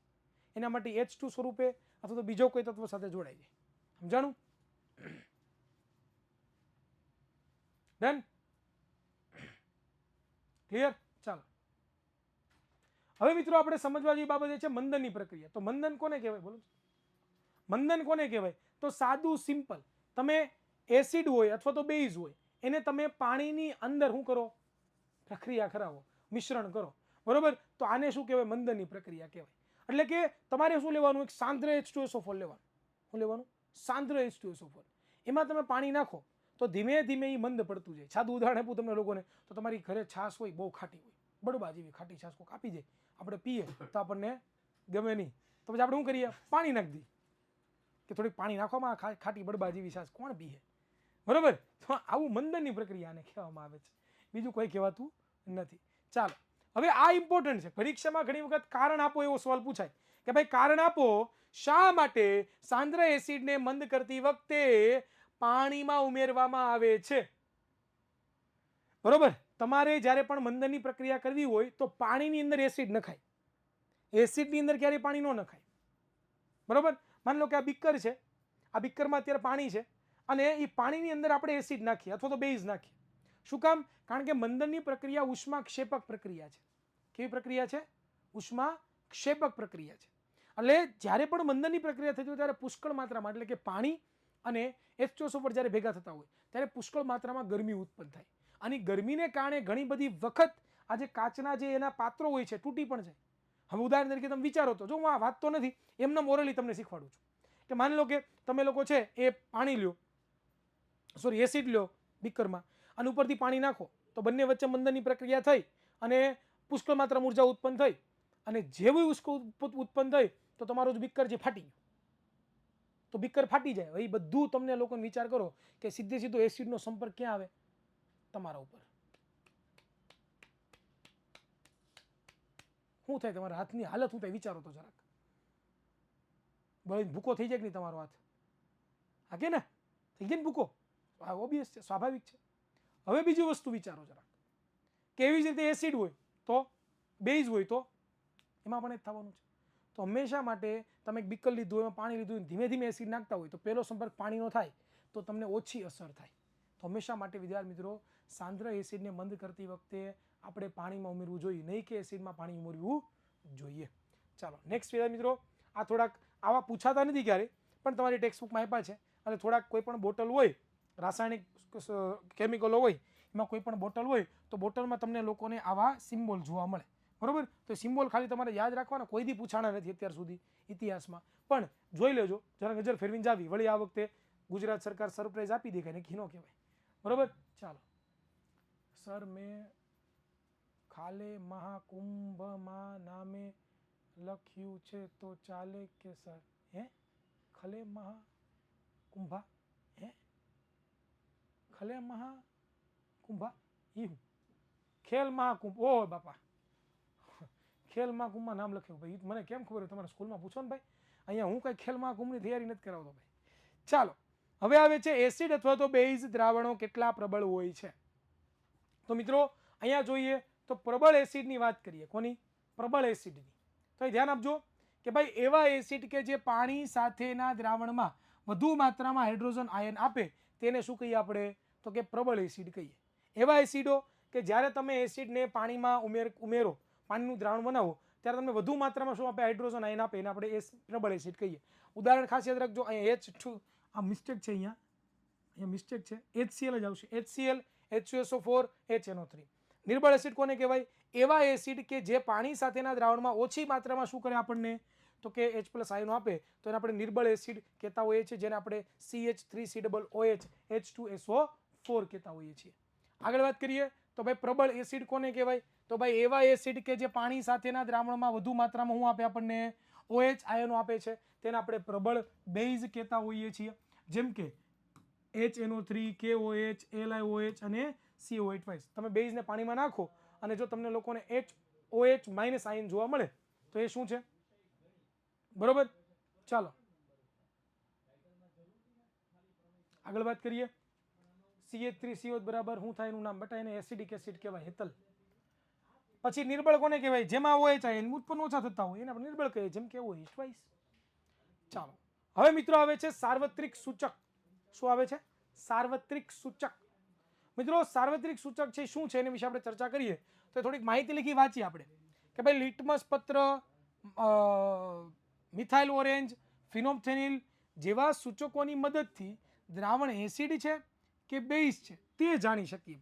પણ એસિડ અને બેઝની પ્રબળતા વિશે કહી શકતા નથી. ભાઈ જો તમારી પાસે સૂચકો હોય તો સૂચકની મદદથી તમે શું જાણી શકો? એ સૂચકો મદદથી તમે શું જાણી શકો? તો કે સૂચકોની મદદથી વિદ્યાર્થી મિત્રો તમે સાદું અને સિમ્પલ તમે કયો પદાર્થ એસિડ છે અને બેઝ છે જાણી શકો. પણ તમારે કયો એસિડ પ્રબળ એસિડ છે, કયો એસિડ નિર્બળ એસિડ છે, એટલે કે પ્રબળતા નિર્બળતા તમારે જાણવી હોય તો વિદ્યાર્થી મિત્રો તમે શું કરશો? તો આ માટે આપણે સાર્વત્રિક સૂચક કે જે કેટલાક કુદરતી સૂચકોનું મિશ્રણ છે તેનો ઉપયોગ કરીને પ્રબળતા જાણી શકીએ છીએ. સાર્વત્રિક સૂચક દ્રાવણમાં હાઇડ્રોજન આયનની જુદી જુદી સાંદ્રતાએ જુદા જુદા રંગ દર્શાવે છે. આ એક સાર્વત્રિક સૂચક છે, તમે જોઈ રહ્યા છો, એને યુનિવર્સલ સૂચક કહેવાય. બરોબર. આ સાર્વત્રિક જે સૂચક છે એ સાર્વત્રિક સૂચક ઘણા બધા અલગ અલગ સૂચકોનું મિશ્રણ હોય. કેનું હોય? ઘણા બધા અલગ અલગ સૂચકોનું મિશ્રણ હોય છે. અને ઘણા બધા અલગ અલગ સૂચકો બધા ભેગા થાય અને સાર્વત્રિક સૂચક બનાવે. અને આ સાર્વત્રિક સૂચક એવું છે કે અલગ અલગ હાઇડ્રોજન આયનની સાંદ્રતાને આધારે એ પોતે અલગ અલગ અલગ અલગ અલગ અલગ શું કરે? આપણને રંગ પૂરા પાડતા હોય છે. અને આ રંગને આપણે પીએચ માપક્રમ સાથે સરખાવીને એસિડ અથવા તો બેઝની આપણે પ્રબળતા શું કરી શકતા હોઈએ છીએ? જાણી શકતા હોઈએ છીએ. તો અહીંયા તમે જુઓ તો આ પીએચ માપક્રમ છે, 1 થી 14 પીએચ માપક્રમ આવે. એનો જે રંગ હોય એના આધારે આપણે નક્કી કરી શકીએ કયો એસિડ છે ને બેઝ છે. જુઓ, તમે જોઈ રહ્યા છો, આજે તમે જુઓ છો આ પીએચ માપક્રમ છે, 1 થી 14 હોય. બરોબર. અને આ અલગ અલગ માપક્રમો છે. બરોબર. આ સાર્વત્રિક સૂચકને જ્યારે એસિડની અંદર ઉમેરો તો કંઈક રંગ આપે. એ રંગની સરખામણી આમાં કોઈકની સાથે કરવાની. ધારો કે યલો મળે છે, ઇટ મીન્સ કે એની પીએચ 5 છે, ઇટ મીન્સ કે પોતે એસિડિક છે. બરોબર. આવી રીતે તમે કરતા હોવ છો. હવે બી પહેલા આપણે સમજવું પડે કે ભાઈ પીએચ માપક્રમ એટલે શું? તમને પ્રશ્ન થાય કે સર પીએચ માપક્રમ એટલે શું થાય? આમાં પીએચ માપક્રમ એટલે શું સર? એ તો અમને ખબર જ ના પડી. પીએચ માપક્રમ એટલે હું એટલે હું પીએચ માપક્રમ એટલે હું, તો એ સમજીએ. ચાલો, તો મિત્રો, દ્રાવણમાં રહેલા હાઇડ્રોજન આયન એટલે કે H+ આયનની સાંદ્રતા માપવા માટેના માપક્રમને શું કહેવાય? પીએચ માપક્રમ કહેવાય. કે કોઈ પણ દ્રાવણ હોય, એ દ્રાવણમાં કેટલા હાઇડ્રોજન આયન છે, એ હાઇડ્રોજન આયનની સાંદ્રતા મારે માપવી હોય તો એ માપવા માટે મારે જે આયનની જરૂર પડે ને એને પીએચ માપક્રમ હું કહું. બરોબર. મીન્સ અહીંયા તો તમને પ્રશ્ન થાય સર આ પીએચ નો મતલબ શું થાય? તો પીએચ નો મતલબ થાય છે, પી નો મતલબ થાય છે પોટેન્સ. આ એક જર્મન શબ્દ છે. કેવો શબ્દ છે? જર્મન શબ્દ છે, જેનો અર્થ થાય છે શક્તિ. શક્તિમાન, શક્તિમાન, શક્તિમાન. એ શક્તિમાન નહીં હો ભાઈ. હા, પીએચ નો મતલબ થાય શક્તિ. અને એચ નો મતલબ શું થાય? હાઇડ્રોજન આયન. કે કોઈ પણ દ્રાવણમાં H+ આયનની સાંદ્રતા કેટલી છે એને આપણે શોર્ટમાં પીએચ લખીએ, બીજું કાંઈ નથી. બરોબર. હવે આગળ ધ્યાન આપજો કે પીએચ માપક્રમ દ્વારા આપણે 0 થી લઈને 14, 0 એટલે ખૂબ જ એસિડિક અને 14 એટલે ખૂબ જ આલ્કલી એટલે કે બેઝિક સુધીની પીએચનું માપક્રમ કરી શકીએ છીએ. બરોબર. દ્રાવણમાં હાઇડ્રોજન આયનની સાંદ્રતા વધુ તેમ પીએચનું મૂલ્ય ઓછું. યાદ રાખજો વિદ્યાર્થી મિત્રો કે જેમ દ્રાવણમાં હાઇડ્રોજન આયન, જો હાઇડ્રોજન આયન છે, તમે જુઓ લાલ છે હાઇડ્રોજન આયન છે અને બ્લુ છે OH- આયન છે. તો જુઓ અહીંયા તમે જુઓ 7 થી લઈને 0 તરફ જાઓ, 7 થી 0 તરફ જાઓ તો આ બધી જગ્યાએ તમને H+ આયનની સાંદ્રતા કેવી મળે છે? વધારે જોવા મળે છે. બરોબર. કારણ કે સ્વભાવ કેવો છે? એસિડિક છે એટલા માટે. પણ 7 થી તમે 14 જાઓ તો H+ આયનની સાંદ્રતા ઘટતી જાય, પણ કોની સાંદ્રતા વધતી જાય? OH- આયનની સાંદ્રતા વધતી જાય છે. એમ જેમાં હાઇડ્રોજન આયનની સાંદ્રતા વધારે હોય એમાં હંમેશા યાદ રાખવાનું એની પીએચ ઓછી હોય. બરોબર. પીએચ નું મૂલ્ય ઓછું આવે. મિત્રો અહીંયા યાદ રાખજો કે જો પીએચ નું મૂલ્ય તમને 7 થી ઓછું હોય તો તેને આપણે એસિડિક દ્રાવણ સૂચવે છે. અને H+ ની સાંદ્રતા OH કરતા વધારે છે. આ પણ ઇમ્પોર્ટન્ટ છે કે ભાઈ કોકનું પીએચ નું મૂલ્ય 7 થી ઓછું હોય તો હંમેશા યાદ રાખવાનું H+ વધારે હોય, OH- ઓછા હોય. બરોબર. આગળ વાત કરીએ કે જો પીએચ નું મૂલ્ય 7 થી વધારે હોય તો એને બેઝિક દ્રાવણ સૂચવે છે, જેમાં H+ ની સાંદ્રતા OH- કરતા કેવી છે? ઓછી છે. યાદ રાખજો ભાઈ કે ભાઈ જેની પીએચ 7 થી વધારે એમાં H+ આયનની સાંદ્રતા ઓછી હોય, વધારે કોની હોય? OH ની હોય. હવે અહીંયા હું આ મોદી પ્રશ્ન પૂછે કે સર પીએચ 14 વાળા દ્રાવણમાં H+ હોય? શું કીધું? ઓછી હોય કીધું. એટલે હશે જ થોડા ઘણા માત્રામાં તો. બરોબર. ચાલો આગળ વાત કરીએ. જો દ્રાવણનું મૂલ્ય 7 હોય તો તેને આપણે તટસ્થ દ્રાવણ કહીએ છીએ. સામાન્ય રીતે પીએચ માપવા માટે સાર્વત્રિક સૂચક વડે સંચોષિત એટલે કે તરબોળ પેપરનો ઉપયોગ આપણે કરતા હોઈએ છીએ. ચાલો, સાર્વત્રિક સૂચક તો આપણે ભણી ગયા. ચાલો નેક્સ્ટ આગળ વધીએ. ચાલો હવે આવે છે આ મોસ્ટ ટાઈમ સવાલ છે પરીક્ષા માટે.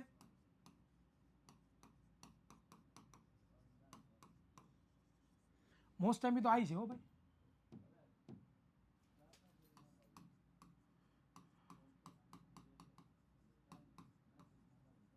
મોસ્ટ એમપી આવી છે, મોસ્ટ એમપી બે બંને મોસ્ટ એમપી છે.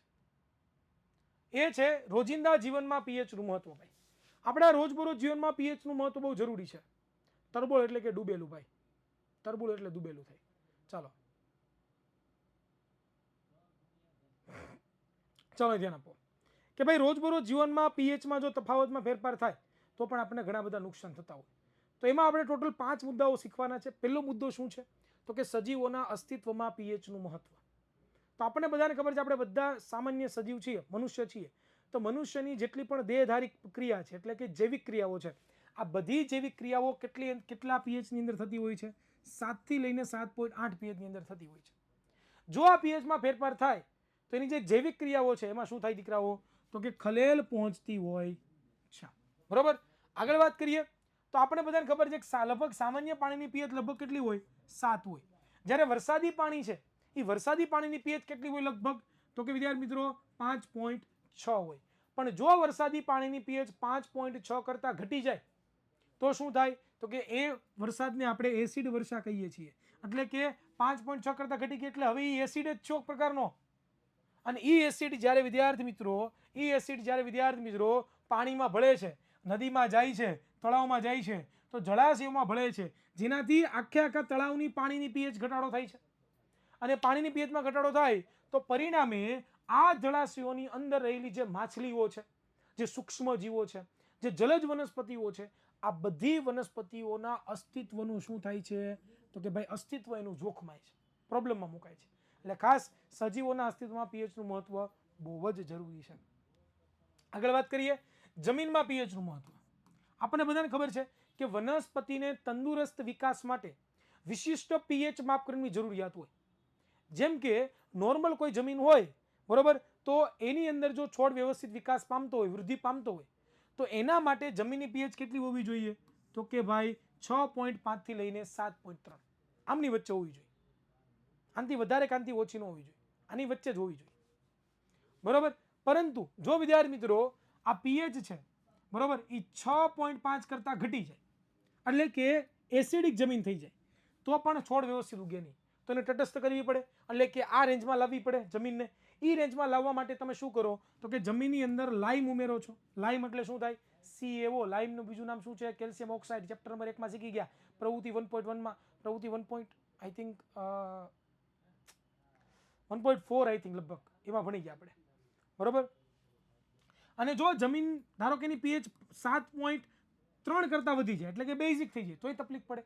તો એટલા માટે એને તટસ્થ કરવા માટે આપણે જીપ્સમનો ઉપયોગ કરતા હોઈએ છીએ. જીપ્સમનું સૂત્ર ખાસ યાદ રાખજો, CaSO4.2H2O. બરોબર, ચાલો નેક્સ્ટ આપણે આગળ વધીએ. પાચનમાં પીએચનું મહત્વ. આપણને બધાને ખબર છે કે ભાઈ આપણે જાણીએ છીએ કે આપણા ખોરાકના પાચન માટે જઠ્ઠર છે એ ખૂબ જ અગત્યનો ભાગ ભજવે. આપણને બધાને ખબર જ છે, બરોબર. અને જઠ્ઠર પોતે હાઇડ્રોક્લોરિક એસિડ ઉત્પન્ન કરે છે.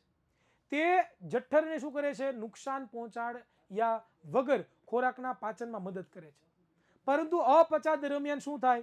તો કે જઠ્ઠર ખૂબ જ વધુ માત્રામાં એસિડ ઉત્પન્ન કરતો હોય અને જેના કારણે જઠ્ઠરમાં તમને દર્દ અને બળતરા થાય, જેને આપણે એસિડિટી કહીએ છીએ. એસિડિટીનું જ બીજું નામ અપચો છે. તો હવે આપણે આગળ વધીએ તો શું કરવાનું? તો કે એસિડિટીના ઉપચાર માટે બેઝનો ઉપયોગ કરવામાં આવે છે, જેને આપણે એન્ટાસિડ અથવા તો આપણે સાદી સિમ્પલ ભાષામાં પ્રતિ એસિડ પણ એને નોર્મલ ભાષામાં કહેતા હોઈએ છીએ. જે જઠ્ઠરમાં રહેલા વધારાના એસિડનું શું કરી નાખે? તટસ્થીકરણ કરી નાખે. એટલે કે એસિડ અને બેઝ બંને ભેગા થાય, ક્ષાર અને પાણી બને, તટસ્થીકરણ થઈ ગયું. બરોબર, અને એન્ટાસિડ તરીકે મંદ બેઝ પદાર્થો જેવા કે ખાવાનો સોડા છે, બરોબર, મિલ્ક ઓફ મેગ્નેશિયા એટલે કે MgO ટ્વાઇસ નો આપણે ઉપયોગ કરતા હોઈએ છીએ.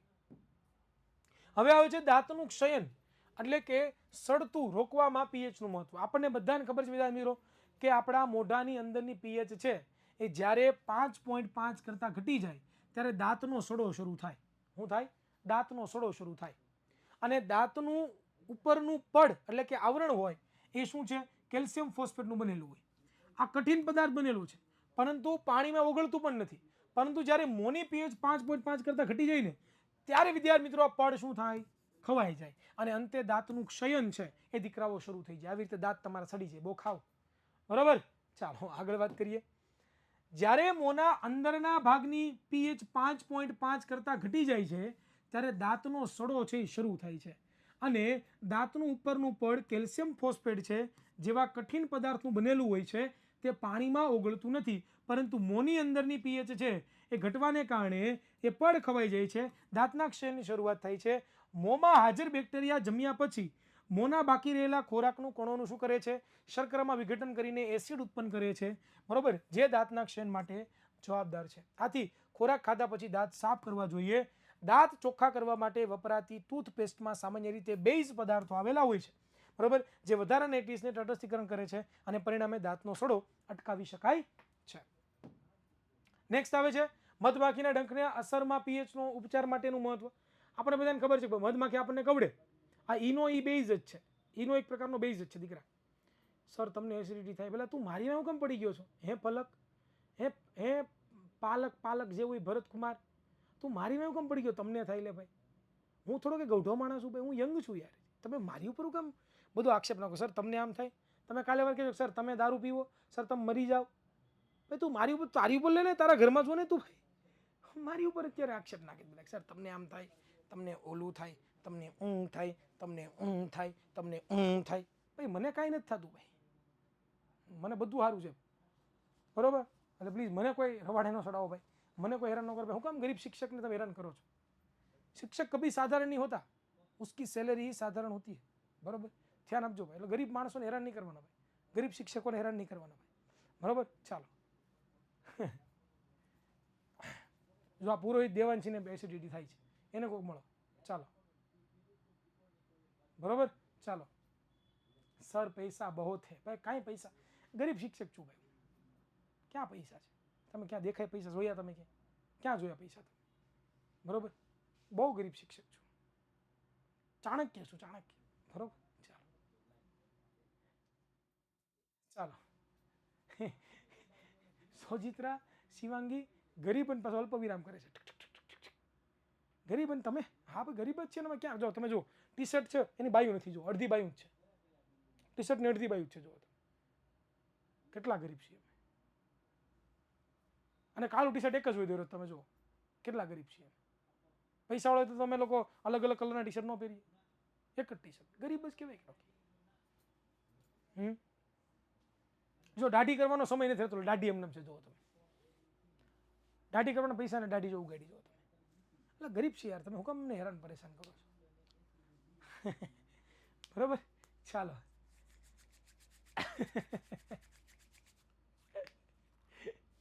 ચાલો આગળ વધીએ. તો મિત્રો મધમાખી જ્યારે આપણને ડંખ મારે ને ત્યારે ડંખમાં એસિડ મુક્ત થાય, જેને લીધે આપણને દર્દ અને બળતરા અને સૂજો થઈ જાય. તો મધમાખીના ડંખની અસરમાં રાહત તમારે જો મેળવવી હોય તો તમારે બેકિંગ સોડા લેવાનો, જેને તમે સાદી ભાષામાં શું કહો છો? ખાવાનો સોડા લ્યો છો.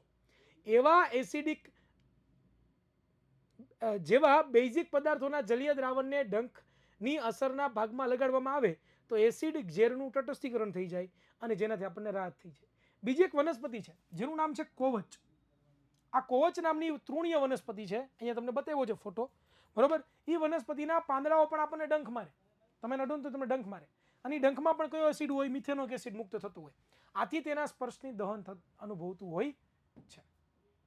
હવે આવે છે કે ભાઈ એવા કુદરતી સ્ત્રોત જણાવો કે જેમાં એસિડ હોય. તો મિત્રો આ કોષ્ટક ખાસ યાદ રાખજો, હેતુલક્ષી માટે ઇમ્પોર્ટન્ટ છે. હેતુલક્ષી માટે મોસ્ટ આઈએમપી, હેતુલક્ષી માટે ખૂબ જ જરૂરી એવો આ વિદ્યાર્થી મિત્રો કોષ્ટક છે કે જે તમારે યાદ રાખવાનું છે, બરોબર. હું સમજાવવાનો નથી, આમાં તમને આવડે છે, બાલભવન જેવું છે. ચાલો હવે ક્ષાર વિશે વધુ જાણીએ. ભાઈ ક્ષાર વિશે જાણીએ તો ક્ષાર કોને કહેવાય? કે સાદું સિમ્પલ. પહેલા તો તમને એમ ઉત્પન્ન થવું જોઈએ કે ક્ષાર કેવી રીતે બને? તો જ્યારે કોઈ પણ એસિડ હોય, બરોબર, એ એસિડી પ્રક્રિયા કોઈ પણ બેઝ સાથે કરવામાં આવે તો બેઝ સાથે પ્રક્રિયા થાય તો શું બને? ક્ષાર પ્લસ પાણી બનતો હોય છે, હકે ના? તો ક્ષાર બને. એસિડ અને બેઝને ભેગા કરો શું બને? ક્ષાર બને. હવે વિદ્યાર્થી મિત્રો અહીંયા તમને એક નવો ટોપિક સમજવાનો છે, ક્ષાર પરિવાર. ક્ષાર પરિવાર એટલે શું? કે ભાઈ એવો પરિવાર કે જેમાં એક સમાન ધન મૂલક હોય અને એક સમાન ઋણ મૂલકો હોય, તો એને આપણે શું કહીએ? ક્ષાર પરિવાર કહીએ. શું કહીએ? ક્ષાર પરિવાર કહીએ, બરોબર. તો એક સમાન ધન મૂલક અને એક સમાન ઋણ મૂલક હોય તો એને શું કહેવાય? ક્ષાર પરિવાર કહેવાય, બરોબર. જેમ કે અહીંયા તમે જુઓ તો અહીંયા તમને લોકોને દેખાય છે NaCl અને અહીંયા તમને દેખાય છે Na2SO4. તો અહીંયા તમે જો આને છૂટા પાડો તો કે ભાઈ NaCl ને છૂટા પાડો એટલે તમને શું મળે? Na પ્લસ અને Cl માઇનસ. એવી જ રીતે અહીંયા Na2SO4 તો અહીંયા શું આવે? Na પ્લસ અને SO4 માઇનસ. હવે આ બંનેના આયનો જુઓ તો એમાં તમને સમાન શું દેખાય છે? એને આમાંય છે ને એને આમાંય છે, દેખાય છે? ઇટ મીન્સ કે આ બંને કેવા કહેવાય? તો કે એક સમાન સોડિયમ ક્ષાર પરિવારના સભ્યો.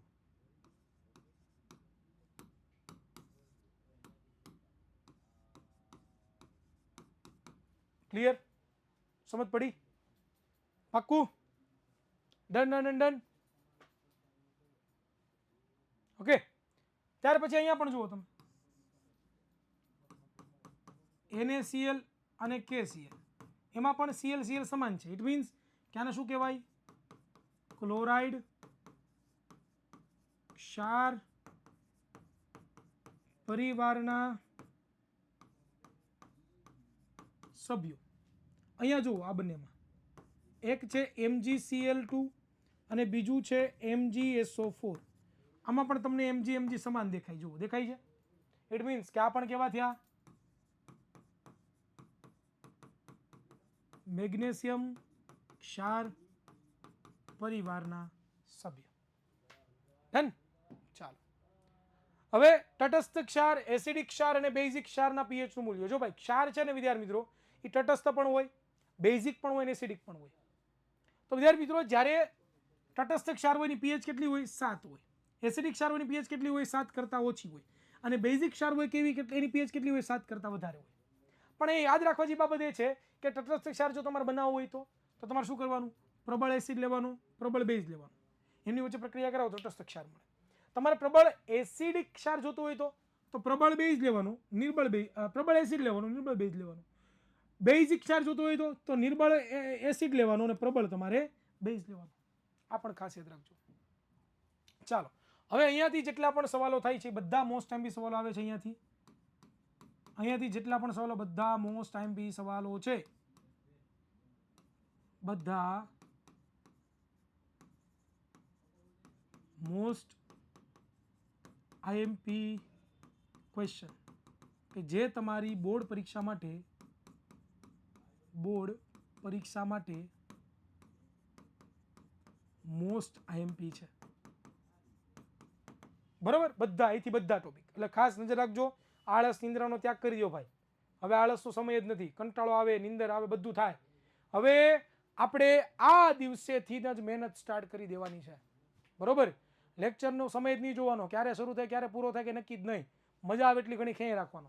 પણ ગમે ત્યારે યાદ રાખવાનું કે આપણે રિવિઝન કરીએ છીએ. જો તમે નોર્મલી રિવિઝન કરવા જાઓ ને તો તમારે કેટલો બધો સમય બગડે, તમે વિચારો તો. પણ અત્યારે તમે કેવો નસીબદાર છો કે તમારે ફટાફટ રિવિઝન થઈ જાય છે. બરોબર? તો તમારે હવે રિવિઝન કરવામાં બહુ વધારે પડતું ડરને કા નહીં, મોજ કરને કી. બરોબર? હિરેન સર રિવિઝન કરા દેંગા તુમ ભણ લેંગા. ચાલો પહેલું આવે છે કે ભાઈ તમને પરીક્ષામાં સવાલ પૂછાય કે સોડિયમ હાઇડ્રોક્સાઇડની બનાવટ, એના ઉપયોગો જણાવો. તો સોડિયમ હાઇડ્રોક્સાઇડ બને કઈ રીતે અને એના ઉપયોગો શું છે એના વિશે આપણે જોવાનું છે. તો સાદું સિમ્પલ વિદ્યાર્થી મિત્રો, તમારે સોડિયમ ક્લોરાઇડનું જલીય દ્રાવણ લેવાનું અને જલીય દ્રાવણ લઈને તમે વિદ્યાર્થી મિત્રો જ્યારે એનું વિદ્યુત વિભાજન કરો છો ત્યારે તમને લોકોને છે એ સોડિયમ હાઇડ્રોક્સાઇડ મળે છે. જેમ કે અહીંયા તમે લોકો HCl લ્યો અને પાણી સાથે મિક્સ કરી દો એટલે એનું જલીય દ્રાવણ બની ગયું. અને જ્યારે તમે એનું વિદ્યુત વિભાજન કરો ત્યારે તમને લોકોને NaOH, Cl2 અને H2 વાયુ મળતો હોય છે. બરોબર? આ જે તમે પ્રક્રિયા જોવો છો, પ્રક્રિયાને આપણે ક્લોર આલ્કલી પ્રક્રિયા કહીએ. શું કહીએ? ક્લોર આલ્કલી પ્રક્રિયા. શું કામ ક્લોર આલ્કલી પ્રક્રિયા કહીએ? સર આ સમીકરણ ના લખીએ તો માર્ક કપાઈ જાય. હા, કપાઈ જ જાય ને 100%. તૃષિતા કપાઈ જ જાય, એમાં કોઈ શંકાને સ્થાન નથી. બધું લખો ને, અહીંયા લખ્યું છે બધું લખો એટલે પૂરેપૂરા માર્ક મળે. ચેપ્ટર 7 ક્યારે ચાલશે? આ ચાલશે હો બેટા, શાંતિ રાખ, શાંતિ રાખ, બધું ચલાવીશું, શાંતિ રાખ.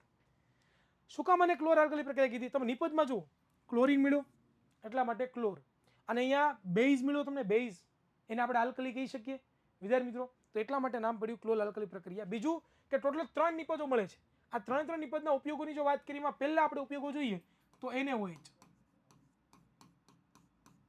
NaOH નો ઉપયોગ ક્યાં થાય? તો કે ધાતુઓને ગ્રીસ દૂર કરવા માટે, સાબુની બનાવટમાં, પેટ્રોલિયમની શુદ્ધિકરણમાં, સુતરાઉ કાપડનું બનાવવા માટે, સુવાળું બનાવવા માટે અને પ્રયોગશાળામાં પ્રક્રિયક તરીકે. બરોબર. એક્ઝેક્ટ તમે જોવા જો જાઓ ને તો આ પ્રમાણે આ સામયિક આકૃતિ દોરવાની હો.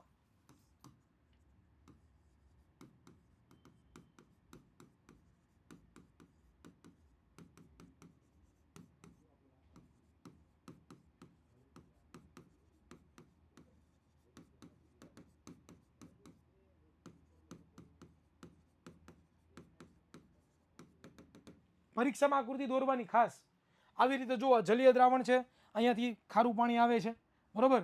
અહીંયા એનોડ છે, અહીંયા કેથોડ છે, બેટરી સાથે જોડી દીધું છે. આ સાઈડ હાઇડ્રોજન વાયુ ઉત્પન્ન થાય છે, સોરી આ સાઈડ ક્લોરીન વાયુ ઉત્પન્ન થાય છે, આ સાઈડ હાઇડ્રોજન વાયુ ઉત્પન્ન થાય છે, બરોબર. અને વિદ્યાર્થી મિત્રો અહીંયાથી આપણને NaOH મળે છે, બરોબર. અહીંયા તમે એના ઉપયોગો પણ લખી. જો અહીંયા તમને હાઇડ્રોજન વાયુનો ઉપયોગ આપ્યા જુઓ, બળતણ તરીકે, પછી માર્ગેરિંગ તરીકે, ખાતર બનાવવા માટે, એમોનિયા બનાવવા માટે, અહીંયા જળ ઉપચાર તરીકે, સ્વિમિંગ પુલમાં, પીવીસીની બનાવટમાં, સંક્રમણ હારકો માટે, CFC માટે અને કીટકો માટે ઉપયોગ થતો હોય છે. આનો પણ ગ્રીસ દૂર કરવા માટે, સાબુ અને પ્રક્ષાલકોની બનાવટમાં, કાગળની બનાવટમાં અને કૃત્રિમ રેસાઓ બનાવવા માટે. તો ત્રણના ઉપયોગો પણ ખાસ તમારે લખવાના છે. ચાલો, તો હવે તમે જાતે વાંચી શકો, હા કે ના? ક્લિયર? ચાલો, હવે આવે છે વિરંજન પાવડર. અને આ ક્વેશ્ચન સૌથી મોસ્ટ MP. દીકરાઓ 5 સ્ટાર કરી દઉં છું. બહુ જ MP સવાલ છે, ઘણી વખત પરીક્ષામાં પૂછાયેલો પણ છે, બરોબર. વાંચું કઈ રીતે યાદ રહી જશે બેટા? લખીને વાંચો, લખીને વાંચો તો યાદ રહે, બરોબર. એનોડ કેથોડ શું છે દીકરા? બેટરીના ધન છેડા સાથે જોડાયેલો જો કોઈ તાર હોય એને આપણે એનોડ કહીએ, અને ઋણ સાથે જોડાયેલો તાર હોય એને આપણે એનોડ કહીએ, બરોબર. ચાલો સર, એક્ઝામ શું છે બાવિકાની? હે ભાઈ, ગુજરાતી હરખું લોકો તમારું યાર, અંગ્રેજી પણ વ્યવસ્થિત તમે નથી લખતા. સોડિયમ ક્લોરાઇડ ક્ષાર છે સર? હા, ક્ષાર છે. એનોડિક પંખ શું છે બેટા? તું ઓલામાં ઘૂસી ગયો, ચેપ્ટર નંબર 3 માં ઘૂસી ગયો. અશુદ્ધિઓ છે ને હોય ને એને આપણે એનોડિક પંખ કહીએ. સર તમને ઠંડી નથી લાગતી? ના ના, ગરમી થાય બેટા. ચાલો આગળ વાત કરીએ.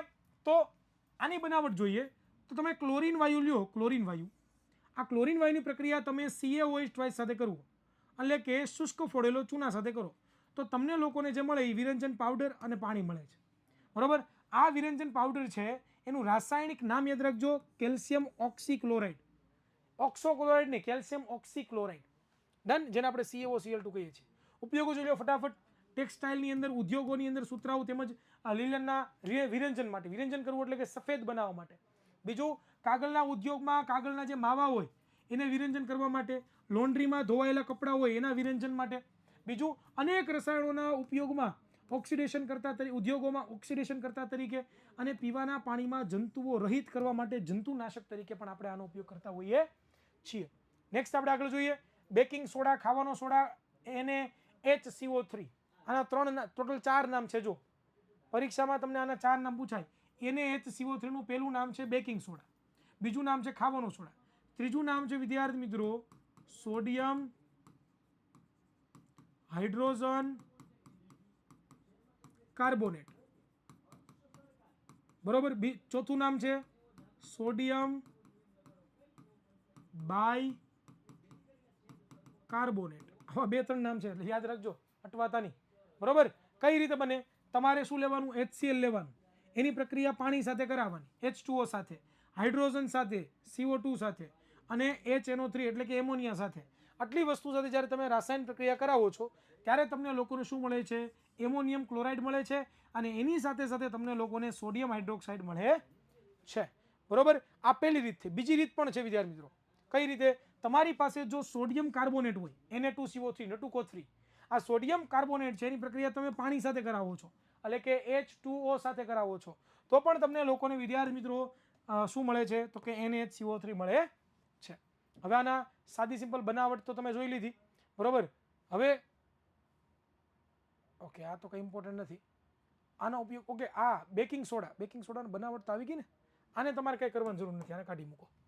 હવે આવે છે ઉપયોગો. તો બેકિંગ સોડા છે એ બેકિંગ સોડામાં તમે લોકો ટાર્ટરિક એસિડ ઉમેરી દો, બરોબર. તો એમાં મંદ ખાદ્ય એસિડનું મિશ્રણ બેઝિક બેકિંગ પાવડર બનાવે છે. તેનો ઉપયોગ આપણે શું કરીએ છીએ તો કે સાદી સિમ્પલ ભાષામાં પાઉં બનાવવા માટે, કેક બનાવવા માટે, ભજીયા બનાવવા માટે કરતા હોઈએ છીએ, બરાબર. એસિડિટીની રાહતમાં પણ આપણે આનો ઉપયોગ કરીએ છીએ. સોડા એસિડ તરીકે અગ્નિશામકની અંદર પણ યુઝ કરીએ છીએ, ચેપનાશકમાં પણ ઉપયોગ કરીએ છીએ, પ્રયોગશાળામાં પણ ઉપયોગ કરીએ છીએ, અને ઘરગથ્થુ ઉપયોગો તરીકે પણ આનો ઉપયોગ આપણે કરતા હોઈએ છીએ. ચાલો આગળ વાત કરીએ. સર સીઓ નો સમજાય, નામ શું છે? Calcium oxide. બેટા તમે યાર જુઓ યાર, તમે તમને યાર સીએ હોય તો પહેલા ચેપ્ટરમાં ભણી ગયા, તો અહીંયા તમે સવાલ કરો સીએ એટલે શું થાય? અભણ માણસો છો એલા, હે? એવા સવાલ ના પૂછો યાર, પ્લીઝ ન પૂછો. જોવો લેક્ચરો જૂના, 10 વાર જોવો. અહીં જરા ધોવાનો સોડા, જેને વોશિંગ સોડા પણ કહેવાય, અને વોશિંગ સોડાનું સૂત્ર ખાસ યાદ રાખજો, Na2CO3.H2O. કઈ રીતે બને? તમારે સોડિયમ હાઇડ્રોજન કાર્બોનેટ લેવાનું, એને ગરમ કરવાનું, તો તમને સોડિયમ કાર્બોનેટ મળે, H2O મળે અને CO2 મળે. અને પછી તમે આ સોડિયમ કાર્બોનેટ છે એનું પુનઃ સ્ફટિકીકરણ કરો. પુનઃ સ્ફટિકીકરણ એટલે શું? એમાં 10 અણુ પાણીના ઉમેરો, ત્યારે તમને શું મળે? ધોવાનો સોડા મળે છે. બરોબર, ક્લિયર? એના ઉપયોગો ખાસ જોઈ લો, વાંચી લો. આમાં કાંઈ અઘરા નથી, જાતે વાંચી શકો, અઘરા નથી બિલકુલ. હા ભાઈ, ચાલો. હવે આ જળ સ્ફટિક નથી ભાઈ, જોવું જળ સ્ફટિકને જવા દો, ગોળી મારો. સીધે સીધા આવો પીઓપીમાં. આ શું છે? POP, plaster of Paris. તો પ્લાસ્ટર ઓફ પેરિસ કઈ બને? તો કે જ્યારે તમારી પાસે જીપ્સમ હોય, જીપ્સમ એટલે સાદી ભાષામાં ચીરોડી, એ ચીરોડીને તમે 373 કેલ્વિન તાપમાને તમે ગરમ કરો છો. તો ગરમ કરો ત્યારે પાણીના અણુઓ પોતે શું કરે? ગુમાવે. અને ગુમાવીને તમને શું આપે? પ્લાસ્ટર ઓફ પેરિસ આપે છે. શું આપે છે? પ્લાસ્ટર ઓફ પેરિસ આપે છે. બરોબર. હવે ધ્યાન આપજો કે બે સમીકરણો તમને આપ્યા, બેમાંથી કોઈ પણ એક લખી શકો તમે પરીક્ષામાં, કંઈ ખોટું નથી. અહીંયા તમને આપ્યું છે આ જીપ્સમનું સૂત્ર છે, બે જીપ્સમના અણુ લીધા છે, 373 કેલ્વિને ગરમ કર્યું છે. તો ત્યારે તમને લોકોને આ જે મળે છે એ શું છે? એક હકીકતમાં પ્લાસ્ટર ઓફ પેરિસ પીઓપી છે, અને સાથે 3 અણુ પાણીના છૂટા પડે છે. અહીંયા એક જ અણુ લીધો છે, તો અહીંયા જુઓ 1.5 અણુ છૂટો પડે છે, બરોબર, અને અડધો અણુ આની સાથે જોડાયેલો છે. તો બંનેમાંથી કોઈ પણ તમે લખી શકો. હવે જુઓ તમે કે જો તમે પ્લાસ્ટર ઓફ પેરિસ હોય એમાં તમે પાછું પાણી એડ કરી દો, તો તમને પાછું શું મળી જાય? જીપ્સમ મળી જતું હોય છે. તો આ પણ વસ્તુ ખાસ તમારે યાદ રાખવાની છે. હવે એના ઉપયોગો જોઈ લઈએ. તો બાંધકામના ઉદ્યોગોમાં પ્લાસ્ટર તરીકે ઉપયોગ થાય છે. ફ્રેક્ચર થયેલું હોય, એમાં હાડકામાં ફ્રેક્ચર થઈ જાય તો એની સ્થિતિને ગોઠવવા માટે પણ પ્લાસ્ટર ઓફ પેરિસનો ઉપયોગ કરીએ છીએ. દાંતના ચોકઠા, બીબા બનાવવા માટે પણ પ્લાસ્ટર ઓફ પેરિસનો ઉપયોગ કરીએ છીએ. રમકડા હોય, પૂતળા હોય વગેરે બનાવવા માટે પણ પ્લાસ્ટર ઓફ પેરિસનો આપણે ઉપયોગ કરીએ છીએ. બીજું, બ્લેકબોર્ડ પર લખવાના જે ચોક હોય એ ચોકમાં પણ આપણે આનો ઉપયોગ કરતા હોઈએ છીએ. બરોબર. કોઈ એક સમીકરણ લખ્યું ચાલે? હા ચાલે દીકરા, ચાલે. બરોબર. શાળામાં પ્રિલિમ પરીક્ષા માટે ભાવિક અસાઇનમેન્ટમાંથી પેપર આવે છે ભાઈ, જેમાંથી આવતું એમાંથી. બધા સવાલો એક જ હોય ભાઈ, એ ભાવિક હોય, ભાવિક હોય. તમે કોન્સેપ્ટ ક્લિયર કરો. બરોબર. ચાલો આગળ વાત કરીએ. પ્રયોગશાળામાં સાધનો અથવા તો પાત્રોને હવા ચુસ્ત બનાવવા માટે પણ પ્લાસ્ટર ઓફ પેરિસનો આપણે ઉપયોગ કરતા હોઈએ છીએ. એક જળ સ્ફટિક વાળો ટોપિક જોઈ લે, મને એમ થાય છે કે ભાઈ જોઈ લે, ભાઈ પછી તમને એમ થશે કે ભાઈ સાહેબ ભણાવ્યું નહીં. જળ સ્ફટિક શું છે કે ભાઈ એવો ક્ષાર કે જેની અંદર પાણીના અણુ રહેલા હોય એને આપણે જળ સ્ફટિક કહીએ. જેમ કે CuSO4 જેમાં 5 અણુ પાણીના રહેલા છે, CaSO4 એમાં 2 અણુ પાણીના રહેલા છે, FeSO4 જેમાં 7 અણુ પાણીના રહેલા છે, Na2CO3 જેમાં 10 અણુ પાણીના રહેલા છે. આટલી વસ્તુ યાદ રાખવાની.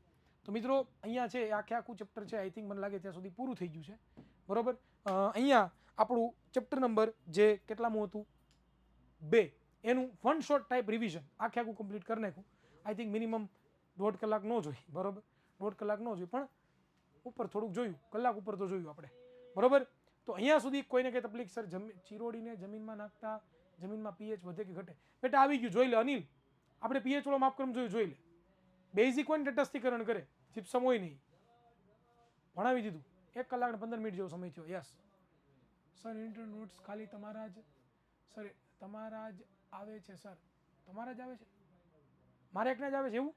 કાંઈ વાંધો નહીં, વાત કરી દઈશ, સાહિલ સરને વાત કરી દઈશ અને ઓલા સરને વાત કરી દઈશ, મૂકતા જશે. બરોબર. સર મારા સ્કૂલમાં નવનીતનું પેપર સેટ મંગાવે છે. એલા ભાઈ ગમે મંગાવે, તમે તૈયારી કરો, તમે ખાલી વાંચો. નવનીત આવે, ઓલું આવે, કોઈ પ્રકાશન ખરાબ નથી, સમજાય છે? તમે ખાલી વાંચો, તમારું વાંચવું મહત્વનું છે. તમારા માટે વાંચવું મહત્વનું છે. શું તમે વાંચવા માટે તૈયાર છો? પેપર સેટનો નંબર આપો. હા ભાઈ, હાલો પેપર સેટનો નંબર લખી લો ભાઈ. પેપર સેટ મંગાવવા માટે 97 12 44 45 48 અથવા તો 97 12 44 45 49 અથવા તો 99 7 42 45 402. હું આ પેપર સેટ શું કામ કહું છું? જો હું તમે ઘણા બધા મને પ્રશ્ન કરતા હો કે સર તમે તો આ પેપર સેટ તમે લેવડાવો છો, બરોબર, અમારા સ્કૂલમાં તો બીજા ફલાણા પ્રકાશનના પેપર સેટ આવે છે, બરોબર. તો મિત્રો આ પેપર સેટ મેં બનાવ્યા છે. વિજ્ઞાનના પેપર 7 પેપરો છે મેં બનાવ્યા છે. હું તમને ગેરંટી આપી શકું કે ભાઈ આમાં જ પૂછાશે, મને બીજા કોઈની ખબર નથી. સમજાય છે? તો ખાસ વિદ્યાર્થી મિત્રો, આ બંને પેપર સેટ મીન્સ કે આ સવાલ છે, એના જવાબ છે, એ નથી મગાવ્યો તો મગવી લો. બહુ જાજી પ્રાઇસ નહીં થાય ભાઈ. આના 180 રૂપિયા છે, આના 250 રૂપિયા છે, પ્લસ 40 રૂપિયા ડિલિવરી ચાર્જ છે. પૂરું. બરોબર, ક્લિયર? ચાલો તો મિત્રો ડીપીમાં હોમવર્ક ચેક કરી લેજો. અને આવનારો જે ક્લાસ છે એ ક્લાસની અંદર આપણે 10:30 પાછા મળીએ. હો, 10:30 મળીએ. નાહી ધોઈ લ્યો, ફ્રેશ થઈ જાઓ, ભાખરી ચા ખાઈ લ્યો, બરોબર. 10:30 પાછા મળીએ. અને ચેપ્ટર નંબર જે 6 છે, બરોબર, નિયંત્રણ અને સંકલન, બરોબર, એ આપણે ભણીએ. તો જો આખું વન શોટ રિવિઝન કરવું છે કે પછી બે ભાગ કરી નાખવું, તમે કહો એ પ્રમાણે. ચાલો, એક લેક્ચરમાં આખું વન શોટ કરવું છે કે બે ભાગ કરવું? ચાલો, કેટલા જણા વન શોટ કહે છે? વન શોટ કરશું તો એકી સાથે 1.5 કલાક, એટલે 12 વાગ્યા સુધી ચાલે. 10:30 થી 12 આસપાસ ચાલે. બે ભાગ કરશું તો 45 મિનિટના બે ભાગ થાય. તો એક આજે લેવાય, એક કાલે લેવાય. બધા મિક્સ છે, એ ઘણા એક કે ઘણા બે કે, કાંઈ વાંધો નહીં, બરોબર. જોઈએ, મારા મૂડ ઉપર આધાર રાખે, બરોબર. ઓન કહું કે બે કહું. ચાલો મિત્રો, તો આજે અહીં સુધી રાખીએ છીએ. દીકરાઓ, મળીશું કોઈ નવા લેક્ચરમાં. ત્યાં સુધી મને રજા આપશો. જય હિન્દ, જય ભારત, ભારત માતા કી જય.